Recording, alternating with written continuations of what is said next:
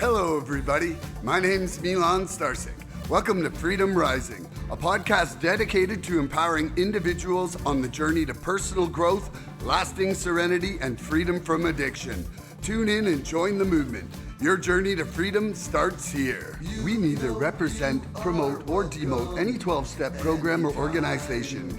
We are merely souls on the path of recovery with the desire to expand our lives and experiences and share them with you. Hello, everybody. Hello. Welcome to the 28th Recovery Freedom Rising podcast. I'm Milan Starcic with co-hosts Andrew, Norman, and Brandi, with special guest today, Christine. Can you tell us a little bit about yourself, Christine?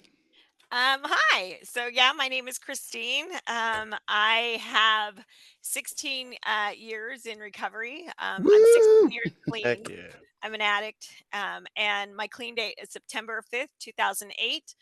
It's not the first clean date I've had, but it's the one that I came back to and finally stuck and stayed. So I think it's stuck and stayed. Anyway, so I made my way back, and here I am today. Thank you for having me. Awesome. And could you tell us what the pivotal moment was when the program sparked a recovery fire in your heart? Sure. So I had two, I will say. I had the gift of coming through jails and institutions. I had been introduced to recovery in 2005 through a detox, and each time I would go out, I would use for about 6 months, and I would catch another case, and I would go back, and it was just like a cycle I did for a few years. And in September 4th, 2008, I was, out of my mind, loaded again one more time, arrested, and I woke up clean in jail. I had no intention of stopping, no intention of anything. It was just one more time I was going, and this time I was probably going to prison to, yay, see my friends, right? And because that's what life was like. I was insane, right? And that's what life was like. And so, um, but things moved really quickly. Like that summer, I remember talking to somebody on the phone and saying, "Hey, I got what you want," and they were quiet and they said, "Hey, I'm clean." And I remember saying, "What?" Like, and they're like, "I'm clean," and so I remember crying on that phone and saying, "I want to be clean too." And so I believe that arrest was divine intervention. I woke up clean on September 5th, and on September 15th, I was taken down to family court in Sacramento. I'm from Sacramento, California, and I had an opportunity.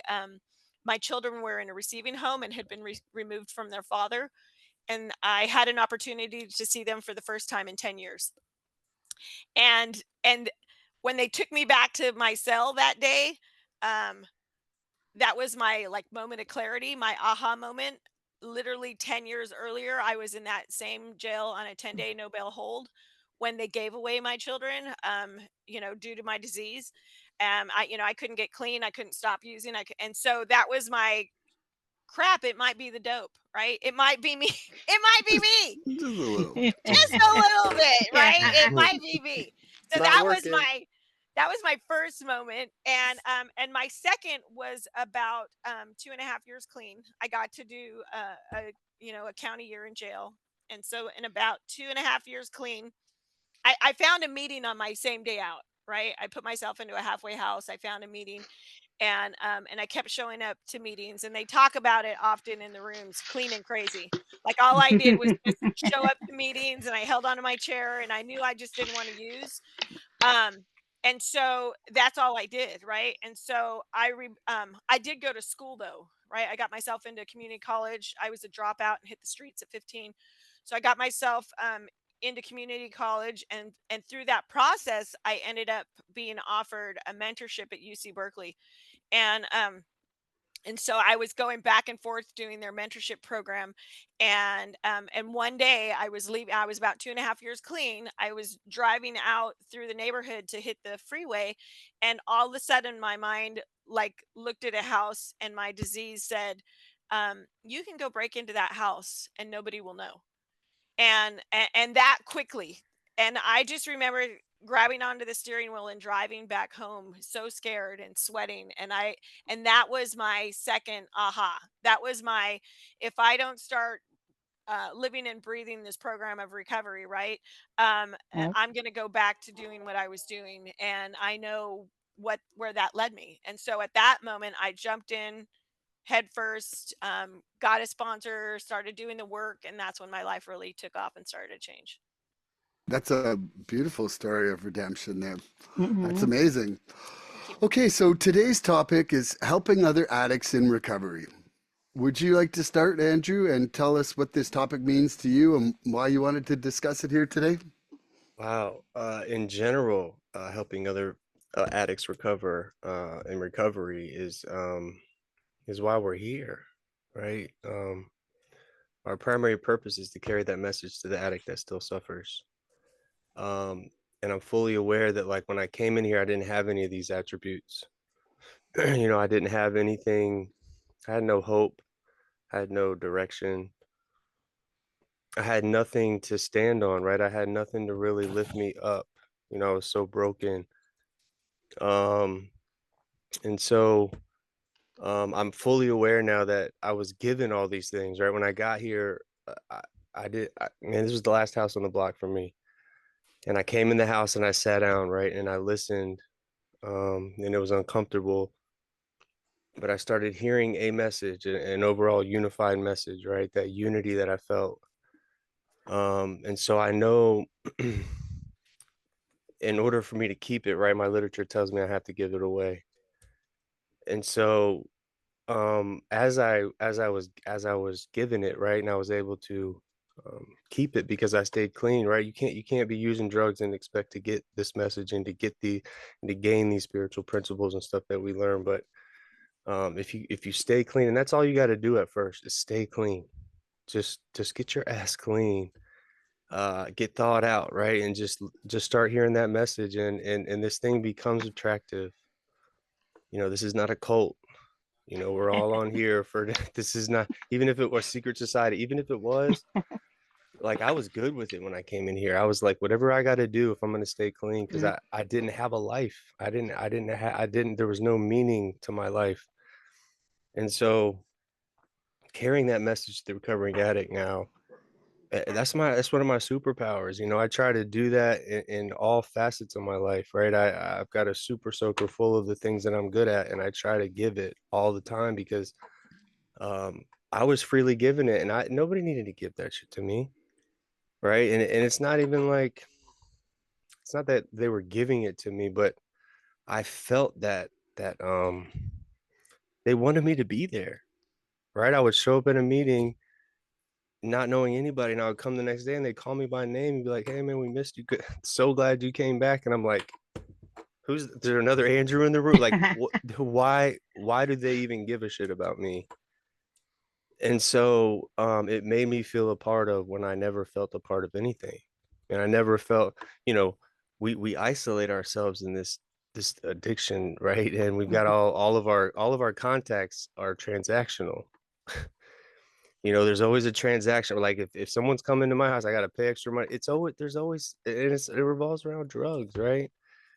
And so I was seeing these individuals that were happy and going through things, going through life's obstacles, and happy about it, and triumphing, and when they made mistakes, they weren't upset with themselves. They were just like, hey, at least I tried, right? They're trying. It shows that they're trying, right? And they had a set of principles, and they all seemed to talk from the same hymn book, right? It was weird. And you hear about all this literature, and as a newcomer, we don't know, like, we're just getting thrown all this information. We don't have a clue what all that shit is and how it all fits together and how it's cohesive to make this person a normal person again. Like, how does that shit work?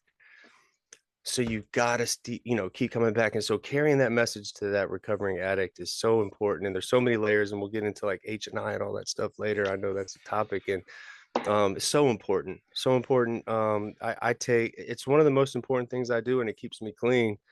um I'll stay on the meeting with an addict in a parking lot if they're really struggling all night. Yeah, I you don't get will. tired, right? We don't, and it's not, it's like those endorphins, we're just here to help because we were once that person and we didn't have somebody like us to talk to. I didn't. And so I take a lot of pride in that, man, and I really am careful with that. But there's nothing more important than that. You know, carrying that message and trying to pick somebody up when they have nothing, right? When they come into these rooms, it's the first time they've ever heard, I love you, maybe, right? It's the first time they've ever been given hope in their whole life. Maybe the first time they've ever felt important in their whole life. And that's very, very important to me. So yeah, I think that answers your question. Awesome. Brandi? Um, so service is, service in all areas, but, carrying the message. There's so many moments that I think about, like when my first meeting when I was in treatment, and I say this all the time, and one day I'll look this girl up, but she told her story, and I was like still in denial, like, I knew that I was probably an addict, but like I wasn't as bad as everybody else. I don't know if I should be here. And she told my story, and that right there, like her just saying that, like it made me realize that I was where I needed to be. Obviously, I realized later I was a very textbook addict, but in that moment, just hearing someone else share their story, and me looking, instead of looking for the differences, the similarities. And the one of the many things I love about this program in general is that part, is us sharing our stories, because it's so vital to my recovery, that it doesn't matter what the store, where the person's at. Their first day, yeah, I want to hear that. 30 years, I want to hear that too, because I get something from all of it. And then to be able to turn around and tell my story and help somebody in that area, like there's things I would thought I'd never want to talk about to anybody, and they help people today. Like, thank you, God. Like I didn't know that I could be carried on to something like this that I didn't want to talk about, and I can turn around and help someone else, because I'm the kind of addict that, like, I didn't for me to be clean. It's like, if the whole phrase, if I can get clean, you can get clean. So for me to, I have so much drive and passion for my recovery, because I'm still it's a big wow factor for me still, to be able to turn around and tell someone else about it, and about what my program's done for me, so much for me. And I also love that when we talk to people, and when you're helping people in recovery, that is a suggestion only. It's, I can only tell you what I've done and what's worked for me. And I think, especially when in the beginning, when people are trying to just really absorb the fact that they are addicts, um, they don't want to hear somebody, this is what you need to do. This is what you have to do this if you want to be clean. I mean, it can be said like that sometimes, but with just the suggestions, like I always say, like I was never a good salesman. Like I'm just gonna tell you what this product's done for me, and then you make your choice off of it. And I feel It's like your when house. it's your house, yeah, exactly, it's your house. It's, yeah. I'm just telling you, this really works. And to be able to just keep on it, like this like beautiful cycle going, in hopes that next person that you talk to talks to someone else, and helps someone else. And because I would have never probably realized what kind of a community this program is if I didn't listen to other people and listen to how they got to where they're at. And like to be able to, I remember even like my counselor in treatment, like these things stick with me. And I just remember, the things that she'd said to me that I still strive for today. And or I say sometimes when I open my mouth, my sponsor comes out, because I just want to keep carrying what she has taught me. And it's a beautiful thing. It really is. And I always felt like I was never like good at, like, because I always, never gave myself good attaboys, but I'm good at recovery. Like I remember this Oh stuff. yeah. There's things I have to read 100 times before I remember one sentence of it. But recovery, it's like I'm a sponge. And You're a if I don't know beast. it, yeah, I'm a magical A motherfucker. motherfucker. Yes. Right And if I don't know it, I want to, because I want to know more, but I also I want people to have what I feel like I have. And obviously I have so much more to go, but to be able to just give that to someone else, it feels really good, because I never thought I would be clean, and I never thought I would want to be clean. And that's just because of people sharing their recovery with me. So I think that hit on a lot of it. I think that was epic. Thank you, Brandi. Yeah. Helping other Christine? people every day, hearing other people's experiences, hope. Yeah. So that was a lot to follow. Yeah. Uh, you know, I I love Narcotics Anonymous. I a few things for me. I didn't know I was an addict. I didn't know I had a problem. I didn't I didn't need to get clean, never heard about getting clean, Yeah. right? It's not the circle I ran in. And so there were, what do they call them? Examples, right? There were those, you know, uh obvious, clues, like I lost my children, I couldn't stop getting arrested, right? I couldn't like I couldn't hold a Slight job, I hints. was Yeah. homeless, all of these, circumstances, but none of that I lived in denial, right? So it was just I was so selfish and so self-centered, Hmm. and whatever I wanted is what I did, and however I did it is how it had to be done. And so I truly believe, like I said, for me, like I'm so grateful I was locked up. I needed to be sat down for the length of time that I was, which was about 9 months. And in our county jail at that time, you were locked up for 23 hours a day and 1 hour out for a day room and a shower. And so um, that's what I needed. Because I was out there, and I'm so grateful for H&I, who carried in a message of hope and brought in, actually, I mean, it's not a coincidence. This is the basic text, right? Yeah. I do a sponsorship women's book study, and I do a lot of H&I, and so this is the one I brought out. And a woman came in and shared her experience, strength, and hope, and she told a story that was so similar to mine, right? That she had lost her children due to her addiction. It was a little bit wild though. Like she had a great amount of children, right? And my story is I have given birth to a great amount of children, and so and I'll leave it at that. And so she had told my story, up until at that moment, the exact number that I'd had, right? And I say up until that moment because more will be revealed. And later on, another child found me that I was so whacked out of my mind, I didn't even know I had given birth to. She found me on ancestry.com. And so, but anyway, she had talked and she had shared her story, and she had talked about, she had gotten clean and she had done all these things that the courts had asked her to do. And she still lost custody of her children, right? And she stayed clean and she did all these things. And here she was in the jails, and here she was giving me this basic text. And so that was my little message of hope. And I would go in my cell and I would read this book. And, we hear it said a million times. I'm all over those pages, right? Like somebody must have been following me around, writing, taking little notes on me and things I did, because, and I'm so grateful for that time that I had to myself, to the inkling of, a higher power sneaking into my life, right? And as I'd mentioned, I'd been introduced to Narcotics Anonymous before, and so the seeds had been planted, and here came little. I was finally ready, right? I need it, but it also, we talk, like I had to be abstinent of the drugs for that even to begin. And without being incarcerated, for me, for this addict, and I had the ability to get loaded inside, right? As I had many times before. um but this particular time, I chose not to. Right. This particular time, like I said, I had had an opportunity to see a couple of my kids who I hadn't seen since they were like 5 and 6. And then I got to see them and they were like 15 and 16 years old. Mm. Right. And they were smiling to see me. Right. And here I am Oh. handcuffed and locked up and doing a little hip wave.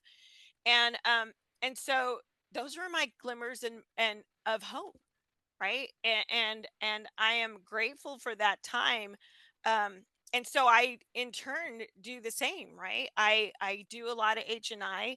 I have sponsees. I had the same sponsor for many a year.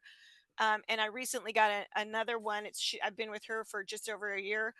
But when I got out of jail that day, like I knew where to go, right? I walked to a noon meeting, where I knew there was a noon meeting. And when I walked in, along the wall were all the old timers that had been there every time I come in and out, right? Every time they'd still be in that noon meeting. And, and they didn't, can I cuss on here? I don't want to cuss on here. Yeah, you can Yes. guys. Hell yeah. They didn't Bring that shit on shit. me walking in Bring the that door, shit. right? They didn't, they didn't shit on me walking in the door. They smiled. God knows what I looked like, right? And so, or how many different directions I was moving. Even at just getting done doing, 9 months, because I was still a squirrel, and I'm so grateful, and so I just knew I didn't want to use. I knew I was tired at that point. I knew if I just keep going to meetings, that like they were my evidence, right? They were my I like hope. that. They were my evidence that this program worked, because they were still there, and I just kept coming back, and I just kept coming back. And in the beginning, like I said, that's all I could do was just keep coming back, right? And so now when I do my best to carry the message and share, that this program works, I always say, don't follow my don't do what I did, because we lay it out so simply, right? You just try to Hmm. point them to the rooms. You're just trying Yes. to point them to the room. And some of us are just hard-headed, right? And so, you know, um, we lay it out so simply, and I'm so grateful for that. And like I said, some of us are hard-headed, and we just got to do what we just got to do, and you never know what it's going to take, or when somebody's going to be ready, right? Yep. I 4 detoxes, 4 programs, numerous times in jail, and I was finally ready, one more time. And who knew, right? I was ready to go to prison, is what I was ready. It just wasn't, That's that $1 million question. When is that addict going to be ready? When Right? It is Yeah, could good happen when they're right? enough? 65, when they're 18. Like, when is it going to be That's a ready? Do we good do we put million time dollar in that question. person? Like I need to know that. Hmm. No, we put time into every person, no No matter what Yeah. doubt. age. Yeah, How no many doubt. times Yeah. I have gone to a recovery program and sat down and read a first step. How many times I've met somebody in a coffee shop and read a first step, right? And driven, to another city to read a first Yeah. step, and to never hear from them again. But Hmm. the first step was like, embedded into me. And I so hear I'm that a the lot, one Yeah, that me they don't too. hear to back. make Yeah. change. Yeah. But Oh yeah. Yeah. yeah. But Yes. it's any race, sexual identity, creed, religion, lack of religion. Like Yep. you're all welcome here, Yeah. Love it. Love it. Milan? So, yeah, I mean, I think that I was a pretty hard-headed addict. I didn't really even come in the doors till I was 51. Like there's a lot of people who struggle a lot before then, and my struggle was like a 17-year period of white knuckling it. And the problem for me was happiness in sobriety. Mm. Like I was, if I was straight, I was resentful, and that was probably one of the first things that another addict did to help me in recovery was show me that that is possible because I had never been able to attain that in my own white knuckling outside of the program. And most anybody listening probably knows, but like I pretty much my career ended by almost dying in a hospital one night. When I woke up the next day, I knew that was over. Like I had my own pre-programmed powerlessness just decided that night. In that, it was just like I didn't want to go back to death. I didn't Mm. want to go back to death. And so when I walked in the doors and there's the first step about powerlessness. I was like, okay, that one's done. That one's done. Like there was nothing there that was fighting that one. But I had a real issue when I saw number two. Mm. And the next thing another addict did to help me was they gave me a book called The 12 Steps Without God. And it essentially is just on, trying to envision different ways of seeing a higher power. Because if someone like me, who's had a tremendously shitty religious experience, sees the God word, I don't care if it's simpler than writing higher power. It's just like not going to be unable to be associated with that. It's like try to not see yourself as Andrew for the rest of today, Andrew. Like Yeah, have fun with yeah, that. yeah. It You know, doesn't like work. it and so that was something that, you know, somebody did for me right there. Then, you know, going into like the treatment center, it was like first guy I met, hey man, it's all right, you're in the right place. Like that was helping me. I Mm-hmm. was scared shitless. I thought I was like going into jail. I'm like, inmate Starcic reporting, you know? Where's the warden at? Where's the warden at? Yeah, that's right. And Yeah. I'm like, what? So like, you know, there's no locks on the door. They're like, no, you can actually just leave. And I Yeah, was once like, you leave, it locks though. yeah. Yeah. Right. Yeah. Well, They, you know, they, that they one, took me down to a basement. They took you down. They were leading you down to They hell, huh? took me, my first recovery program, they took me into a They're like, basement trust me, we're and not going Mm. to hell. the lights were dimmed and it was an all women's facility. And I walked in to now what I know is the end of, you know, take my will in my life and the lights are on and they're all, and I'm like, what the hell is this? Right. Yeah. It was a Wow. cult Yeah. is what I thought. I didn't Wow, know. yeah. Oh, Yeah. that's I'm gonna get crazy. branded down here. What's going on? Get They were already That'd make a going through nice my little stuff. brand, though. That'd Yeah, make a man. nice little brand. You're Yeah. in. You're in. That's right. You're committing for life now. Yes. Yeah.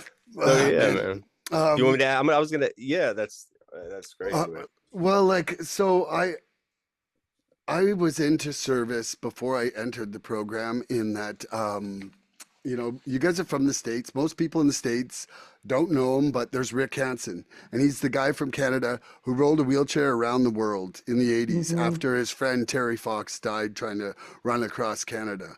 Like this guy rolled Wow. 67,000 kilometers, 34 countries, has raised over $1 billion for spinal research and handicap accessibility. And like this guy's dedicated his life to that. And I saw this guy, and at the end of his talk, he was like, you know, if I could have my legs back and all that help was gone, I wouldn't do it. And he was like bawling. And I mean, man, if you really stop and think about that, you'd be lucky to meet another person that selfless in your life. You know, like it was one of those moments where I was just like, man, this guy is like a saint. I think this is what I want to be doing, is helping people. Yeah. And even in fact, like I have a tattoo that says, you know, I'm grateful for the privilege to help and serve. I got that 3 years before I hit the program. That's awesome. And so once I got into the steps and got straight enough to get a little bit outside of myself, I was all about the service. I'm all about helping, you know, like whether it's setting up the meeting, whether it's trying to call a guy, whether it's trying to sponsor someone. Pull you know, a gratitude out of somebody. Something. Yeah, You're like doing something. that. You know what? And fortunately for me, like, I mean, in times where I was white knuckling it and trying to get straight, you know, some of my DOCs kept me for sure unhappy for a long time. Like I remember 1 year after quitting one drug, I was like, I am never going to be happy again. Like, I don't know if I'm going to be laughing ever again. And I was a bit worried. I was like, fuck, man, like what's 40 years of not being happy going to look like? You know, but my body and my endorphins and all that did start working again. And so now one of my biggest services is trying to provide the joy when I know that there's joyless people there. Because I got just this overflowing abundance of it now. So I might be like, hey man, come on, you can just smile on my shoulder today. Like, Hop on love my that. carpet. Hop on my carpet. Let's go. I love Come on. that. yeah, but it's true though. And I feel that, you know, like, because I've been there where it's like, man, I want to be happy. I want to smile. I want to have something funny to say. And it's not there for like, you know, like one day or weeks, fine. But like 6 months of like, have I burned out positive receptors in my entire body for the rest of my life? Your whole brain is a roadblock. Yeah. It's like it's Yeah. like you go to make a thought and it's like that ain't happening. No, it's just like, that's not a good idea. That's no, not fun. That's That's not terrible. That positive. sounds like the it's worst thing ever. Yeah, it's like the Grinch stole happiness. But, and Yeah. then, I you often know, share I got here on a burnt out cloud. People talk about, oh, I'm on a pink cloud. No, I got here on a burnt out cloud, and it. Mama's Yeah. brave. And There's that no just fucking kept you silver afloat. line. It was like That's solar awesome. eclipse. That's funny. That's funny. I didn't, and this week I got lucky enough to go back to the treatment center that I was at 15 Proud of you, months man. ago. That's so amazing. And on New Year's Day, I got to give the talk, and that felt pretty That's freaking cool. awesome. That's a really cool Yeah, thing. That's so really it's cool. like a full circle to me, and just going there makes me emotional because that place changed my life so much, so it was awesome. Okay, Andrew, That's you full got a circle, question? man. Yeah. So Yep. so yeah, I guess we'll start off with Miss Christine, or who do we want to go to? Miss Well, Christine first? if you go to Brandy, then we Okay, can kind of Brandy. keep that order Perfect. going the Yes, whole time. yes, sir. All Got right. it. So what are some of the most common challenges that you face when you see and you're trying to help that still sick and suffering addict that just can't seem to stay clean? So funny that you chose this one because, uh, like when I've only been around, I've just hit 3 years and 5 months, and like It's I heavy. know Wipe it it off. is Wipe it heavy. off, please. I always do a little dance when I finish. Crazy. Thanks, 41 Ryan. months. That's 41 heavy. months. I was And telling our home group, I'm like, wipe it off, Brandy, because I know you're about to fall out of the picture. It's so heavy right now. but it's in the time that just trying to help whoever, just talking with people. I have three sponsees. I've had sponsees in the past, and kind of going off of them a little bit. We're all different. We're all different. My sponsees are all different. They all work their recovery different, and but in that, I've seen a lot of people not. It wasn't their time, should I say? And because I don't judge anyone's recovery at all, because it wasn't my time for a long time. But it can be, something that it's like, I know that it made me think the program works 100%. But it's amazing how many people we see in here that don't make it past the first few meetings or the first phone call or even to past the first step. And it it used to really, really, it's still, of course I'm human, it affects me, but I used to take it super personally until I just kind of realized it took me so long to be able to admit, I came in with the gift of desperation, like full on. I was willing to do cartwheels on my tippy toes in a tutu if someone told me that would keep me clean. Even though I can't really do that at all, but in my mind I would have. Do it. Stay And clean. yeah, right. And so it can be and I've learned that you can carry the message and not the addict. And that's a hard one too, because I so badly, like I said, want someone to have what I feel like I have or what I'm going for. I have a sister who's still out there in active addiction and full denial part to it. And we don't talk. We use together, but we went different paths. And she thinks that I think I'm better than her because I'm clean and I want better for her. So that's what it is. It doesn't matter how much time someone has. No one in this program is better than anybody anyways. But I just to see someone maybe believe in themselves. Because if you see someone, it's this from a song. It says you can't how can you believe somebody will believe in you if you don't believe in yourself? And and that it goes south a lot. But I think that, it's just that planting that seed and just, maybe just saying a little bit of your story. And maybe you have to say the same story 10 times to somebody. Maybe that's when they'll get it. Because when I went to treatment, if I'd have gone 5 years prior, I don't think it would have stuck. I come from a long line of addicts. We've all been, I had said before, the treatment center I went to, I was the 10th family member to go there. Family members work there. They retired from there. Family coin. And yeah, I got a family coin. Yeah, I asked the treatment center if they had a punch card. I really wanted, was there a plaque somewhere, a bench?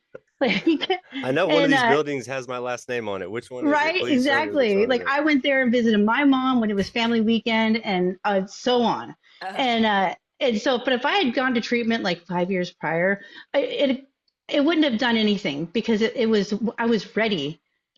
I was ready after the 10 years of, I've always been a lying addict, really. I realized that in recovery, but the 10 years of my destructiveness and I wouldn't have been. So, and I had been I've been around recovery, but I had to stick when it was ready to stick. And so badly, it's hard to wait for it to stick for somebody because I just want them to if they just just hear one good story, or if they just like to answer a few questions, read one chapter of the basic text, they'll get it. They'll get it. And all I can do is be here for somebody. Like and I always think the people that come back, that's powerful. Like I've got one white key tag, and I'm very grateful for it.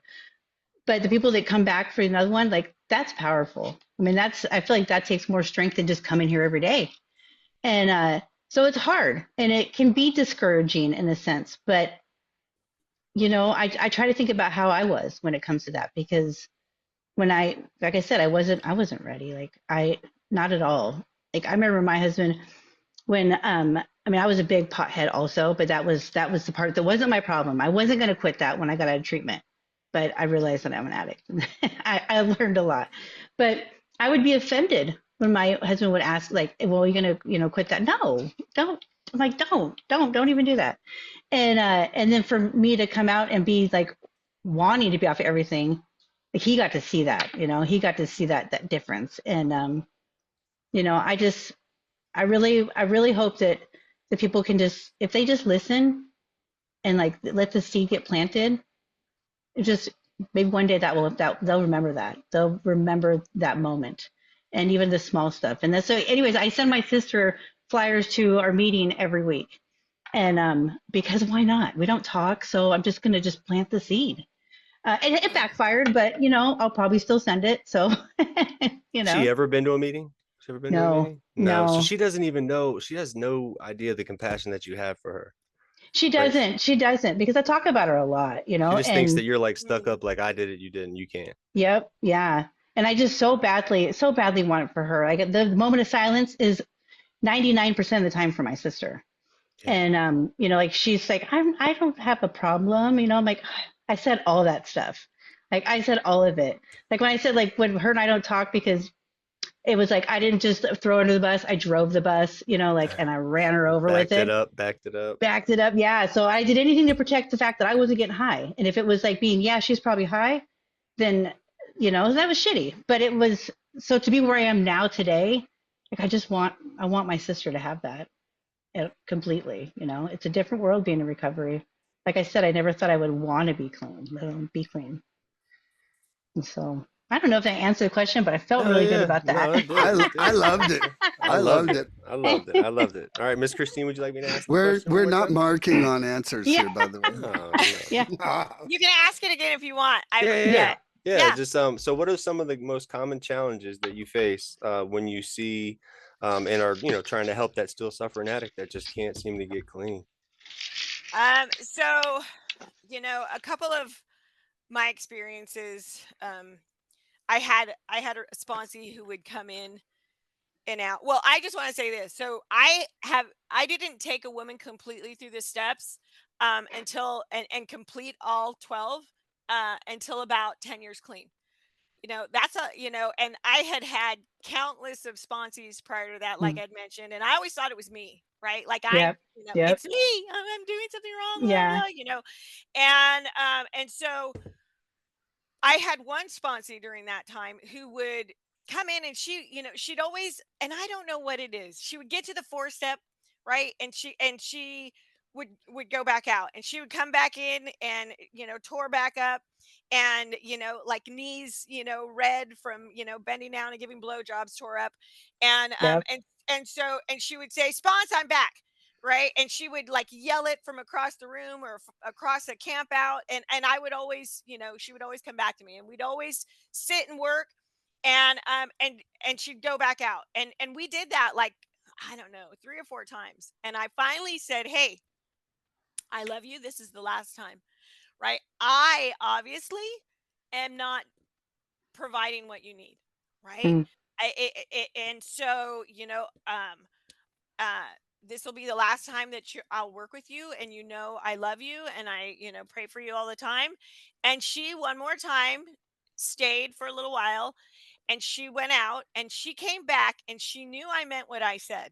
Mm. And she found another sponsor, and she stayed clean for like 3.5 years at least that I know of, right?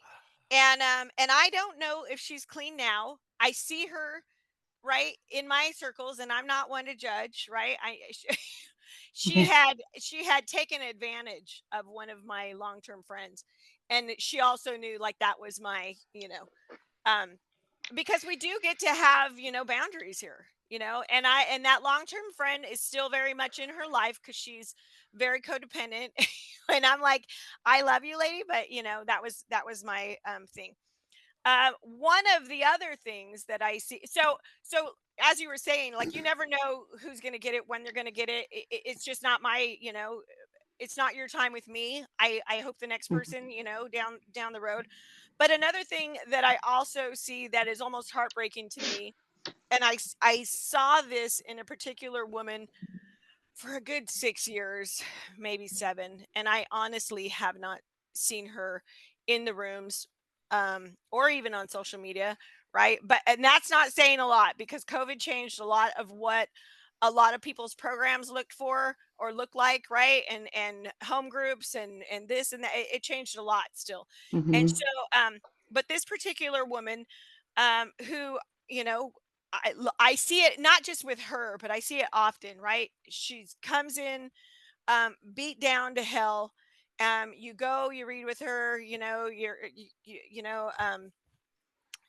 maybe get her through step one, right? And or get them through step one, right? And yes, I'm clean, and I found God, right? The way of the Lord is saving my life. And it's been God always. And no offense to anybody's God or anybody's anything. I'm an addict, and without Narcotics Anonymous, there is no God for me. Mm. Right? It's like, what came first, the chicken or the egg? Right? I do believe my higher power was out there saving my behind all those years, but I wouldn't have been able to find the God of my understanding without Narcotics You weren't Anonymous and the journey connected. that I'm on. You were Yes, conscious Yeah, separation. It was a yeah, yes, conscious yes. separation at that point. Exactly. And so what I see here is I see people come in, and they get a little bit of, recovery, and then they find, oh, it was God that saved my life all the time, and they start going to church, and then they forget about recovery. hmm. And That and happens a and lot. I see, right next thing you know, they're gone again. Yeah. Right? And I saw this particular person. I am not even exaggerating when I say at least a good 8 times do that circle of, in and out, you know, church and back out again, right? And so, who am I to judge? Because I came in and out of detox program, out on the streets, jail, detox program, out on the streets, right? We Yeah. all, and so I think for me, that was that can be one of the challenges, right? Is Mm. sometimes people forget they're an addict, Yeah. Yeah. right? They forget what brought them here. They forget that desperation. Yep. Like, I am so Yeah. grateful. I do not forget that, that gift of desperation or what it was like, at all. And I don't live in it. I don't have guilt over it. And and I think it was Milan who was kind of like, I am so grateful for every piece of crap and dirt that I did out there, and all of those things, because it brought me to the life that I have now. Right? Yep. And I have Yeah. an amazing, beautiful life, right? Yeah. And I have some children in my life now. I've not met them all, but I'm okay with that, right? The majority of my children are in my life. The ones that that know me as mom. I have grandchildren that have never seen me loaded, Oh, and I love so that. those are the gifts, right? Those are the gifts. And and that last little piece for me, is like, it talks about in our literature, and I'm sure I'm paraphrasing, like, you can, beat us, kick us, drag us, but an addict who wants to use is going to use. And Yep. so there's those people out there. I don't know about you, but I don't know a lot of people from my, hood life, that right back then and there, that made it here. I Yeah. don't, and there are those people that I, want, I've given up wanting, like you were talking about your sister, Brandy. And there was a woman who, who I said my friend was, I was ready for prison.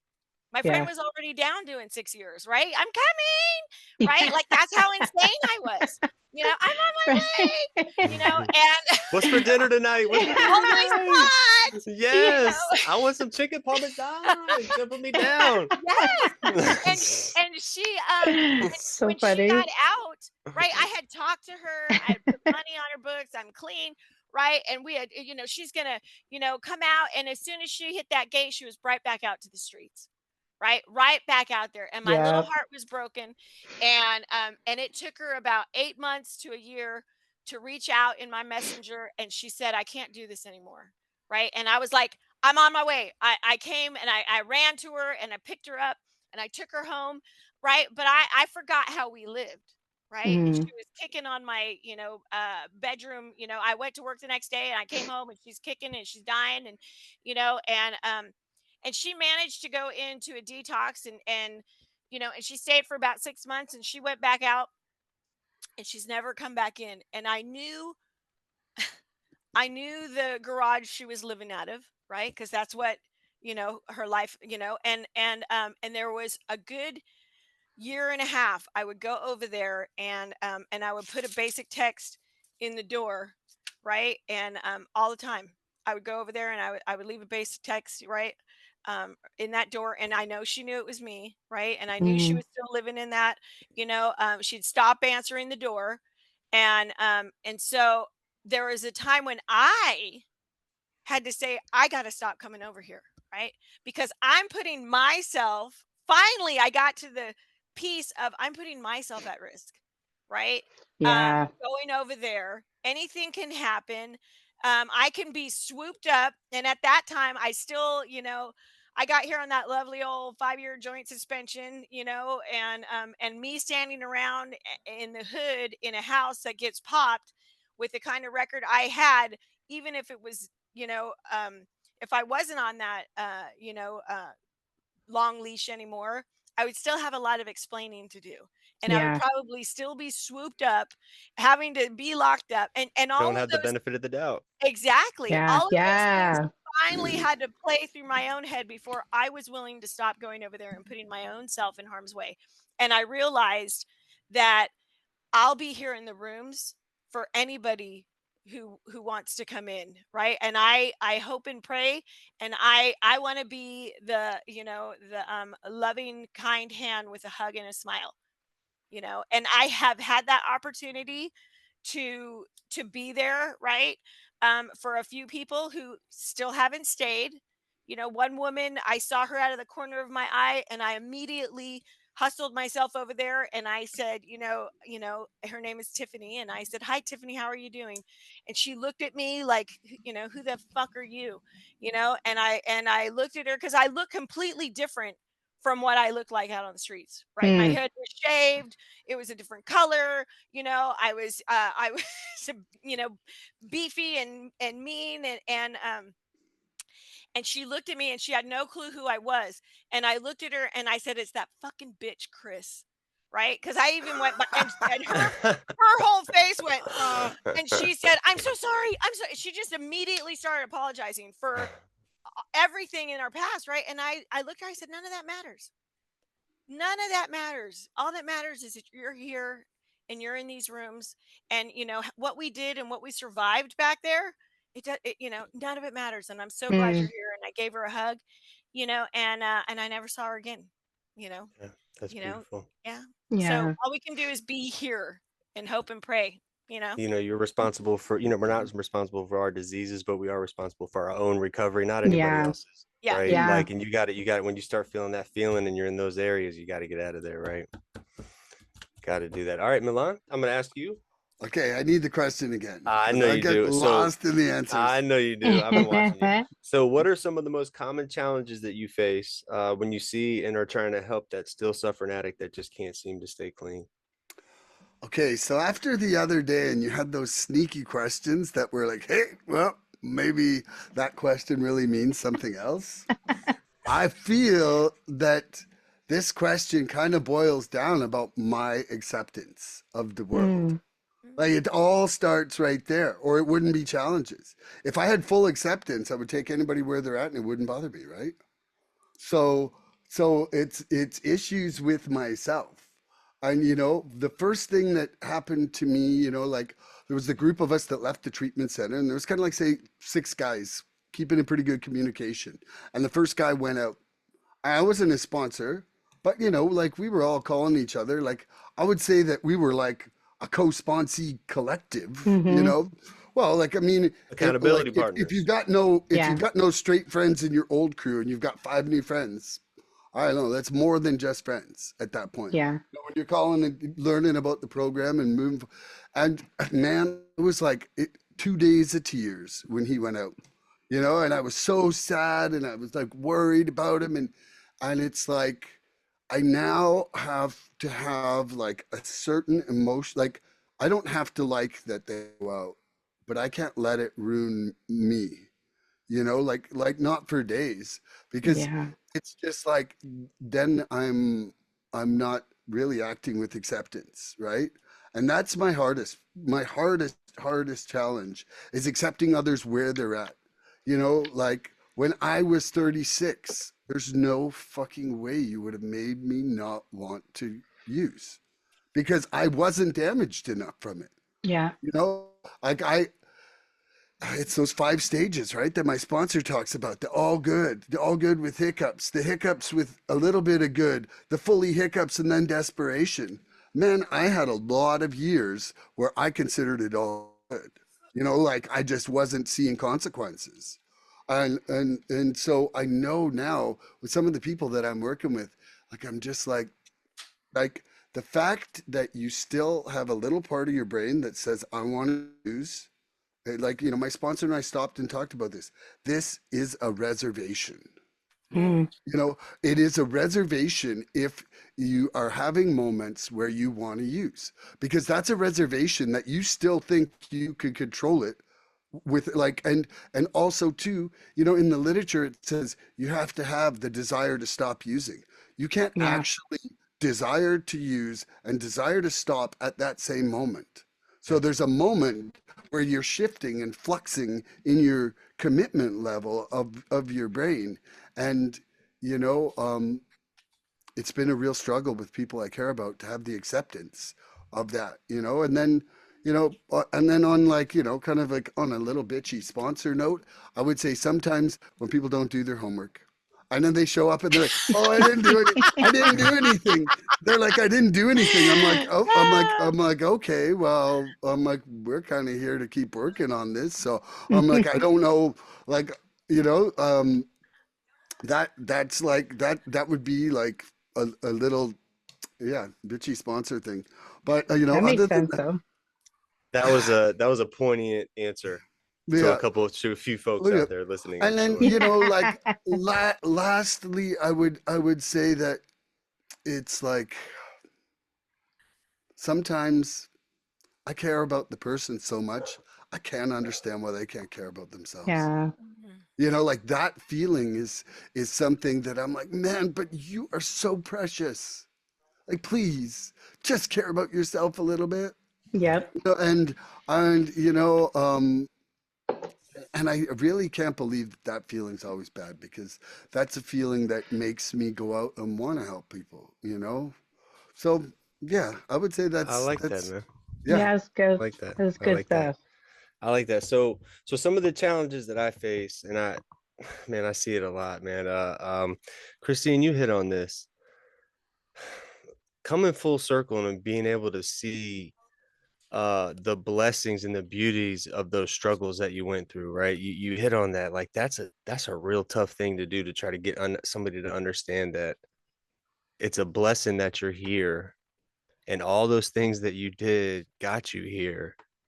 And so now let's move forward, right? It's really, really tough to get people to see that, especially when you don't really know them, right? We might meet them for the first time and we're just hearing what they're saying for that night, and then you know our compassion comes in, and we might get into a several hour conversation with them. And what I see happen, and I kind of have a few questions that I ask them, right? I'll ask them, one of the first things I ask them, especially a younger person that I see that is really struggling staying clean, I ask them if they've been in an inpatient treatment facility. Have they gone to treatment? And most of the time they say no. They're like, no. And I run into this too. I run into this a lot, where I've had a few of them that like that is such a faux pas thing. They're like, treatment. It was jail to me, like man. it's jail, Yeah. like that is not me. I can't go to treatment. What do you mean go to treatment? And then they come and they struggle and they cry and they're like, I can't stop using it. And they'll stay clean for a week, 2 weeks. And I remember back when I didn't know about the program or with that I had any way, there was no avenue for me. I thought I was fucked. I thought all of my opportunities were shot. And I was like, and I was just done. I was just going to survive until I couldn't. Like I just, so many of these people don't really understand that A, treatment is an option, and B, That it's like amazing. it is Vacation. amazing. Yeah. It is amazing. I looked at it as like a college dorm Me too. area. That's so Like funny. I was I've in a never heard college say dorm. I that. had 4 roommates, right? One was an asshole, one was, you're gonna deal like it is it's a control, you're in a controlled environment where like if you were to like fucking have a seizure and pass out, you have medical facility, like it doesn't matter what's happening, that is the place for you to go and be. You don't have to worry about anything. You get 3 meals a day, you get to sleep, you get to, gosh man, you get to just thaw out. Yep.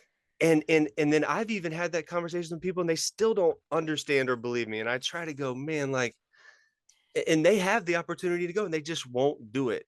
And so I see that people are having to be more forced into this program, the rehab or like an inpatient facility. It's not a voluntary thing that people do a lot. And God, if you're listening right now and you have the opportunity to go to treatment, you cannot stay clean, you're just trying to hear this message. I know early on when I didn't have treatment to go to, I used to listen to podcasts. I used to listen to speaker tapes, and I would get hope from it because I knew I was an addict. But I didn't have addict parents that told me about the 12-step program. I didn't grow up in the rooms. I had no fucking clue that this was available to me. And we have these books, right? These books that were written by us for us. Brandi, someone followed you around for how long? And every book has Brandi reference on the bottom. And I just dipped it in highlighter because I relate to all of it. The whole thing, right?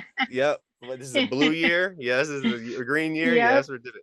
So, it's so important, man. That was the only thing. Look, and when I was in treatment, it was the first time I was really made to go to an NA or an AA meeting every day.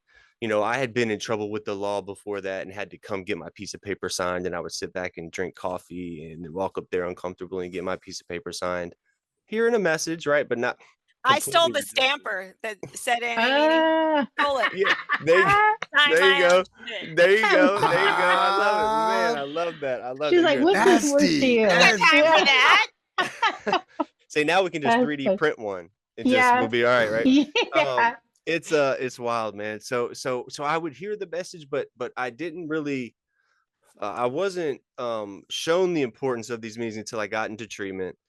And then when I started going to these meetings, I hated them. We half of us would go into one room with the AA meeting, the other fellowship, and then half of us would come into this room. But the one thing that stuck with me in those was they would bring in H&I. And I didn't even know it was H&I at that point. It was on Fridays. They would bring a group of gentlemen that would come in. They were dressed nice. They smelled good. They walked with their shoulders back, head For up. Canadians, can you explain what H&I is? Yes. So H&I stands for hospitals and institutions. It's a form of service that we do in this program that where we offer the message to those who can't hear the message. Those who are in jails, prisons, institutions, or hospitals, right? And so, an area service committee will have a panel, and then they'll come up with people that will go into these facilities and carry the message. And it's the first time, most of the time, that anybody's heard that message, our message, which is any addict can stop using drugs, lose the desire to use, and not only that, can find a new way to live.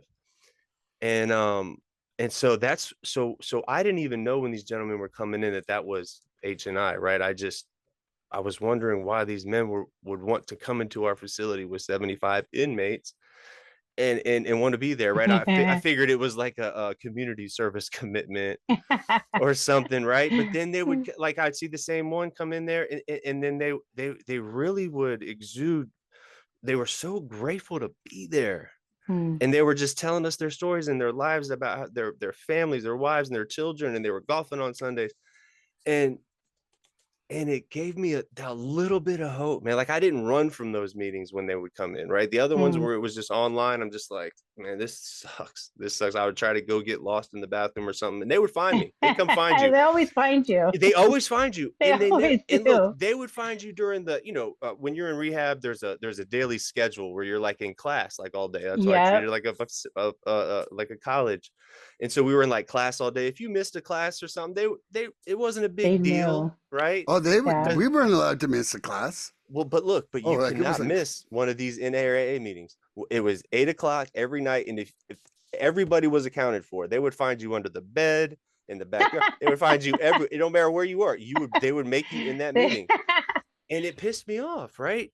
But when I left rehab and the doors closed behind me, Brandi, the first thing that popped into my head was meetings, because I couldn't get back in the facility. I had to get a ride home, and now I had the world looking at me. I'm in this painting again that I just walked out of 30 days ago, and I went to meetings. I found a local meeting, and I still go to that meeting today. I still go to that meeting almost every single morning, and it was so important, just the initial introduction to this program, the special part that made me realize that, like, maybe I could do it, was these men coming in here and being grateful to be with us and sharing their experience and coming week after week. I went, something's up, right? Something's in the water here, It's that gratitude that you wanted, Yes. If you can feel their gratitude through their simple stories or hard ones, it's not like, this is my war story. It's the gratitude that comes along with it. And they were content, right? They were sitting there. They weren't fidgeting around. They weren't having to go get a drink and eating something. There was no angle. There was no angle. Yeah. They were sitting. They waited for we're not blocking ourselves with right. Also, the one would share and say something, then the next one would kindly share next, and the next one would kindly share next, and then at the end they would stand up and shake all of our hands, give us hugs, exchange numbers, say reach out, reach out, reach out, reach out, reach out. And we never did, right? We never did. But it was that initial attraction rather than promotion. Yeah. We don't pay $1 to be in these meetings, and I can stay clean an hour, 2 hours at a time. And that was the initial hope. If I didn't see and those guys were way worse off than me in their active addiction, because they're telling us their stories, and I'm going, this dude was way worse off than me. And he's got a life and a family, and can come back into these facilities and not get frisked down, not have drugs in his pocket. That's crazy to me. It's crazy to me. But it was that hope. If I would not have been in these rooms, if I did not that's where I got that initial hope. If I saw somebody that was worse than me, getting clean, going through shit and happy, that was all I needed to know that I could do it.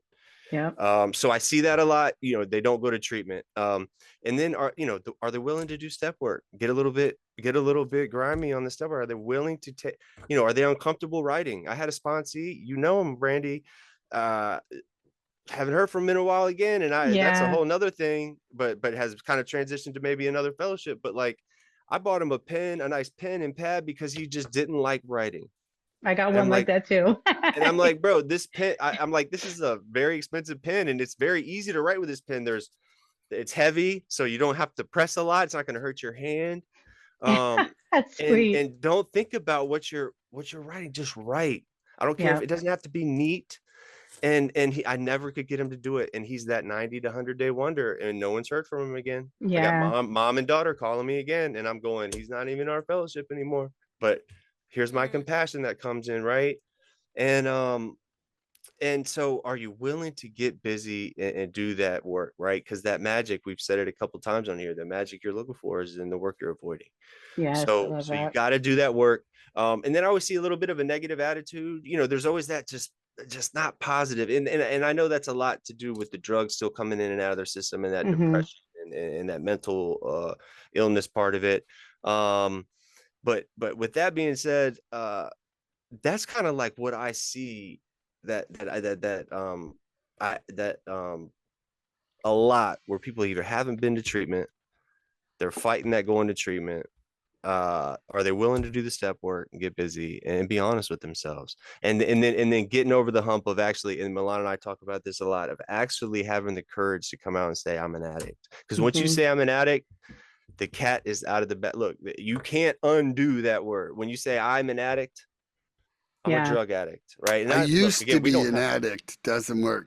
No, it doesn't. And it's not that we're not drug addicts, guys. We don't have a problem with drugs. It's we've got a weed problem. Like, it's me. It's me, because my character defects are going to come out in all kinds of hairy ways. Clean, Yeah. clean. Oh yeah. I But learned that. now, I have step work. I have an open book test. Like, if I have a question about myself, I go read about it, and I get more understanding about it. So just in the same way I was super vigilant in being an active addiction, because I didn't want to be sick, right? I felt like I was going to die if I did not have my drugs. I felt like I was going to die. So I Yeah. wanted to stay alive and not be sick. What's wrong with me now that I'm getting clean, and I'm trying to stay alive now, but in the positive, healthy way? Like, what's wrong with me? Why can't I pick up the phone and make that phone call? Why is it so hard for me now that I'm doing something for the right thing for me? Why is it so hard for me? And that's just our addiction. It's our disease. We have a dis-ease way of thinking. It's a Yeah. disease of dis-ease. And so I try. You've seen me, Brandi. I will put everything into somebody, Hmm. to a point, but you can only lead a horse to water, man. You can't make them Yeah. drink. You can't make them go back to the water. You can just be there, and it's how we live our lives today, and how people change around us is how it really works, right? You keep living your program, doing your program, and people see that shit, right? And you Yeah. don't have, the less you say, the more they want to come back and ask you more questions, right? It's kind of one of those little teeter totters of like, hey, how much do I throw out there? But you want to make it like, hey, it's your How house. free do you want to be? How free do you want to be? Yeah. Thank you. Hey, it's your house, and how free do you want to be, Yeah. right? Yeah. I want a So, large order of free with extra so serenity on the side, please. Yes. yes. So go to treatment. Go to treatment if you've been thinking about it. Even if you just had the inkling and thought that might help you, you need to go. You need to go, because most people that never think they have to go, and those people need to go too. So if you are literally ever have thought about thinking that you need to go and get yourself right, So go on yeah. vacation, go Yeah. do it, but work on yourself, right? Don't just go on vacation, because I've seen kids get in there and then they go from facility to facility to facility just for a place to live, and you can get complacent in that lifestyle too, Recovery is right? not free, man. It's It's work. such a nice vacation. Like, Recovery is why would they not not free. go to another one and get Right. 3 meals a Right. day and sleep and all, so it's about getting out of there and becoming an upstanding member of society, not staying in there. But please go. Please go. You'll thank me later. Us. Bendy, do you got a question for Christine? I do. I do. So even this goes for all of us, when it comes to you also, it doesn't matter what time we got, like what keeps you in NA and what keeps you driven in service? So I really say it was a gift for me to be able to come.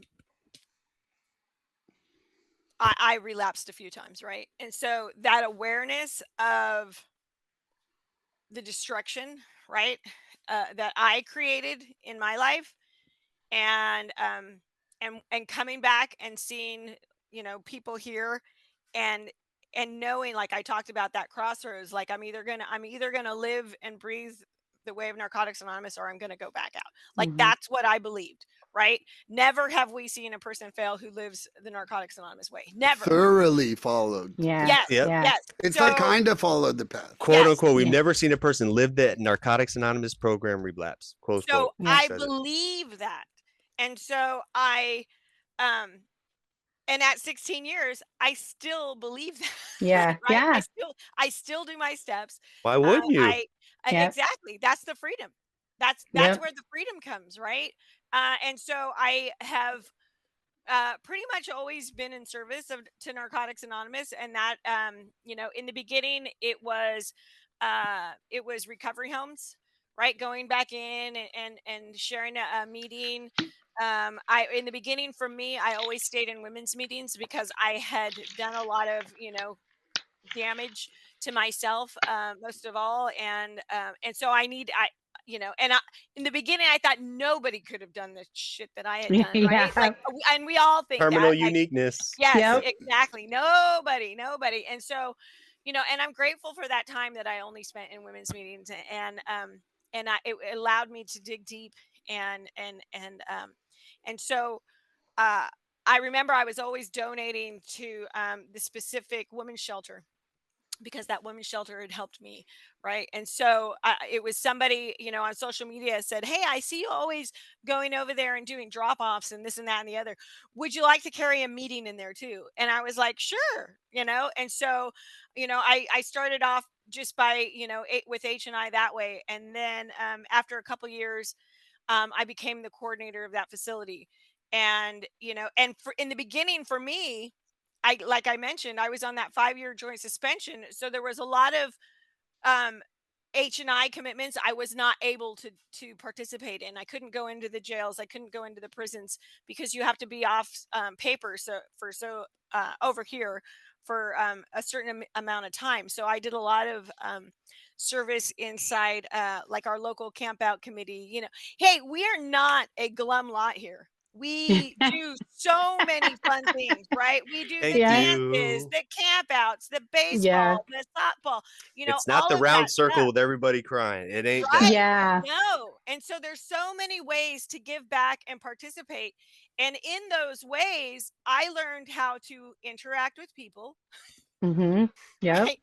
And so I always say this too. I have a daughter who's autistic, and uh and so one of the first things, like, I got custody of her, and I got back in her life, and about the age of 13 is when we got that diagnosis, because prior to that she was labeled as emotionally disturbed, right? and Mm. and who in schools and Yeah. with doctors, and who wouldn't have believed that with the kind of life and the kind of mother that she had had, right? And so it was a long fight to get that autism diagnosis, and so through that process we were sent to social skills classes for, like, 26 weeks for 4 years in a row. And I used to say those social skills classes were for me because Yeah. I'm the one who didn't know how to act. Yeah. I got here loud and crazy and wild, and and barking orders to everybody.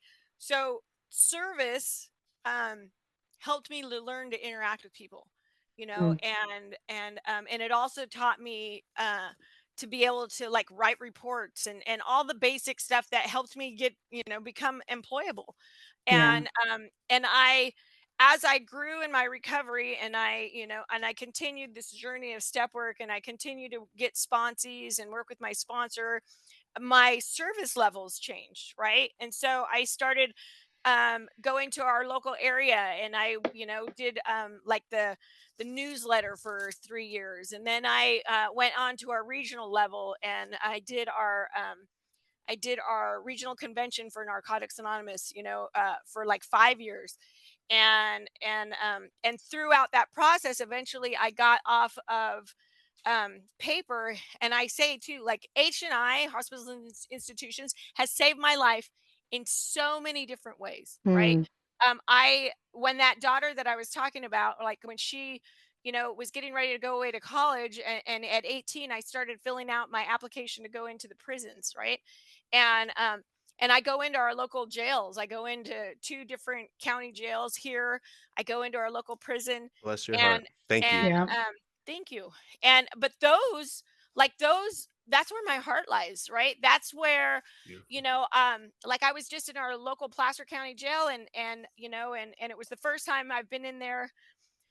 Well, it was the second time, but the first time was just like last month. I hadn't that county still has very stringent approval process since COVID. Like, literally, they weren't Yeah. letting you, but they just started letting people in, and I'm literally the only person who's approved to go in there. And when I went in there, like, about a year ago, they denied me. but I'd gotten married, and so I just hadn't gone back again. And then they gave me some books, and they said, "Can you go drop them off?" And I said, "Yeah." And so I dropped them off not too long ago, and I said, "Well, I'm here. Can you just run my name?" And anyway, long story short, they're like, "Oh yeah, you're cleared." So I've been going back there, That's awesome. and I was Proactive in a recovery right there, man. right. Yep. That's what Come we on. do. That's what we do.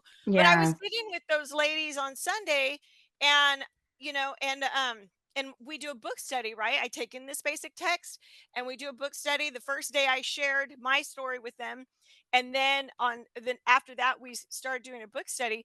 And I the first thing I did was I asked them, how many of you have tried recovery before, right? And there was about 5 or 6 ladies in there, and every one of them had tried it.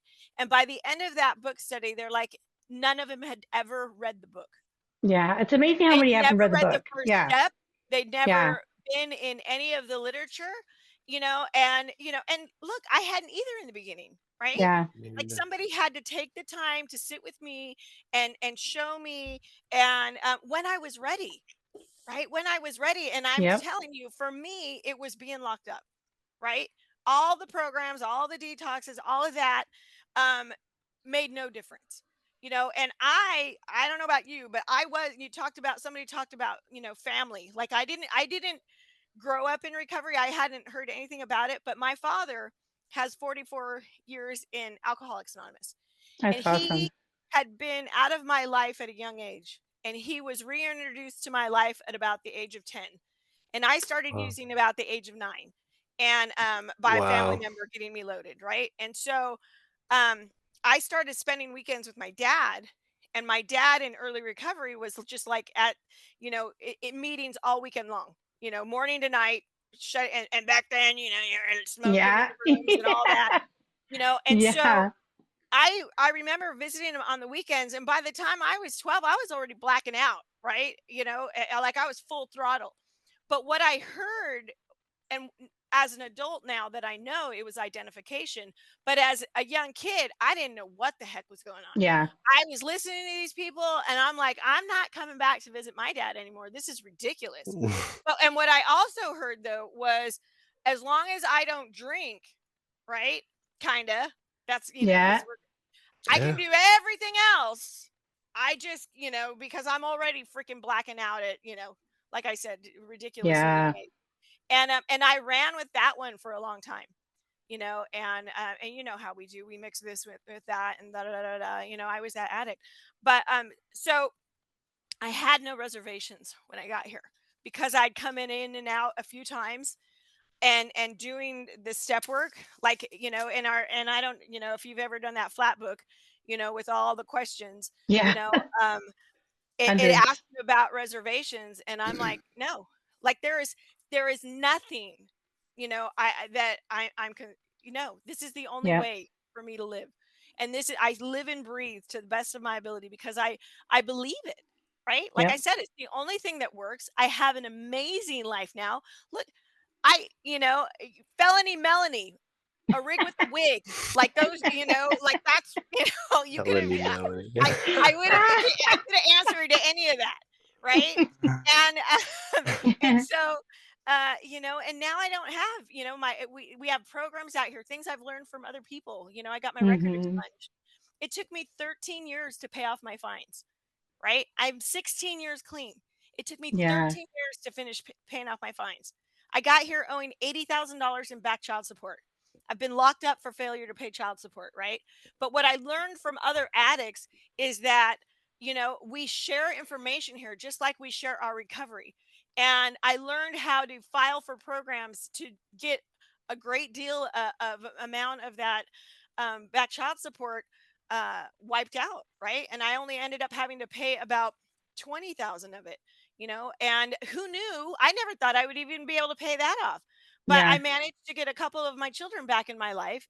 And and I was working, so all of a sudden I was getting these tax returns, and they were taking it, and it only took me 3.5 years to pay it off, Yeah. right? Wow. Like, Yep. who knew?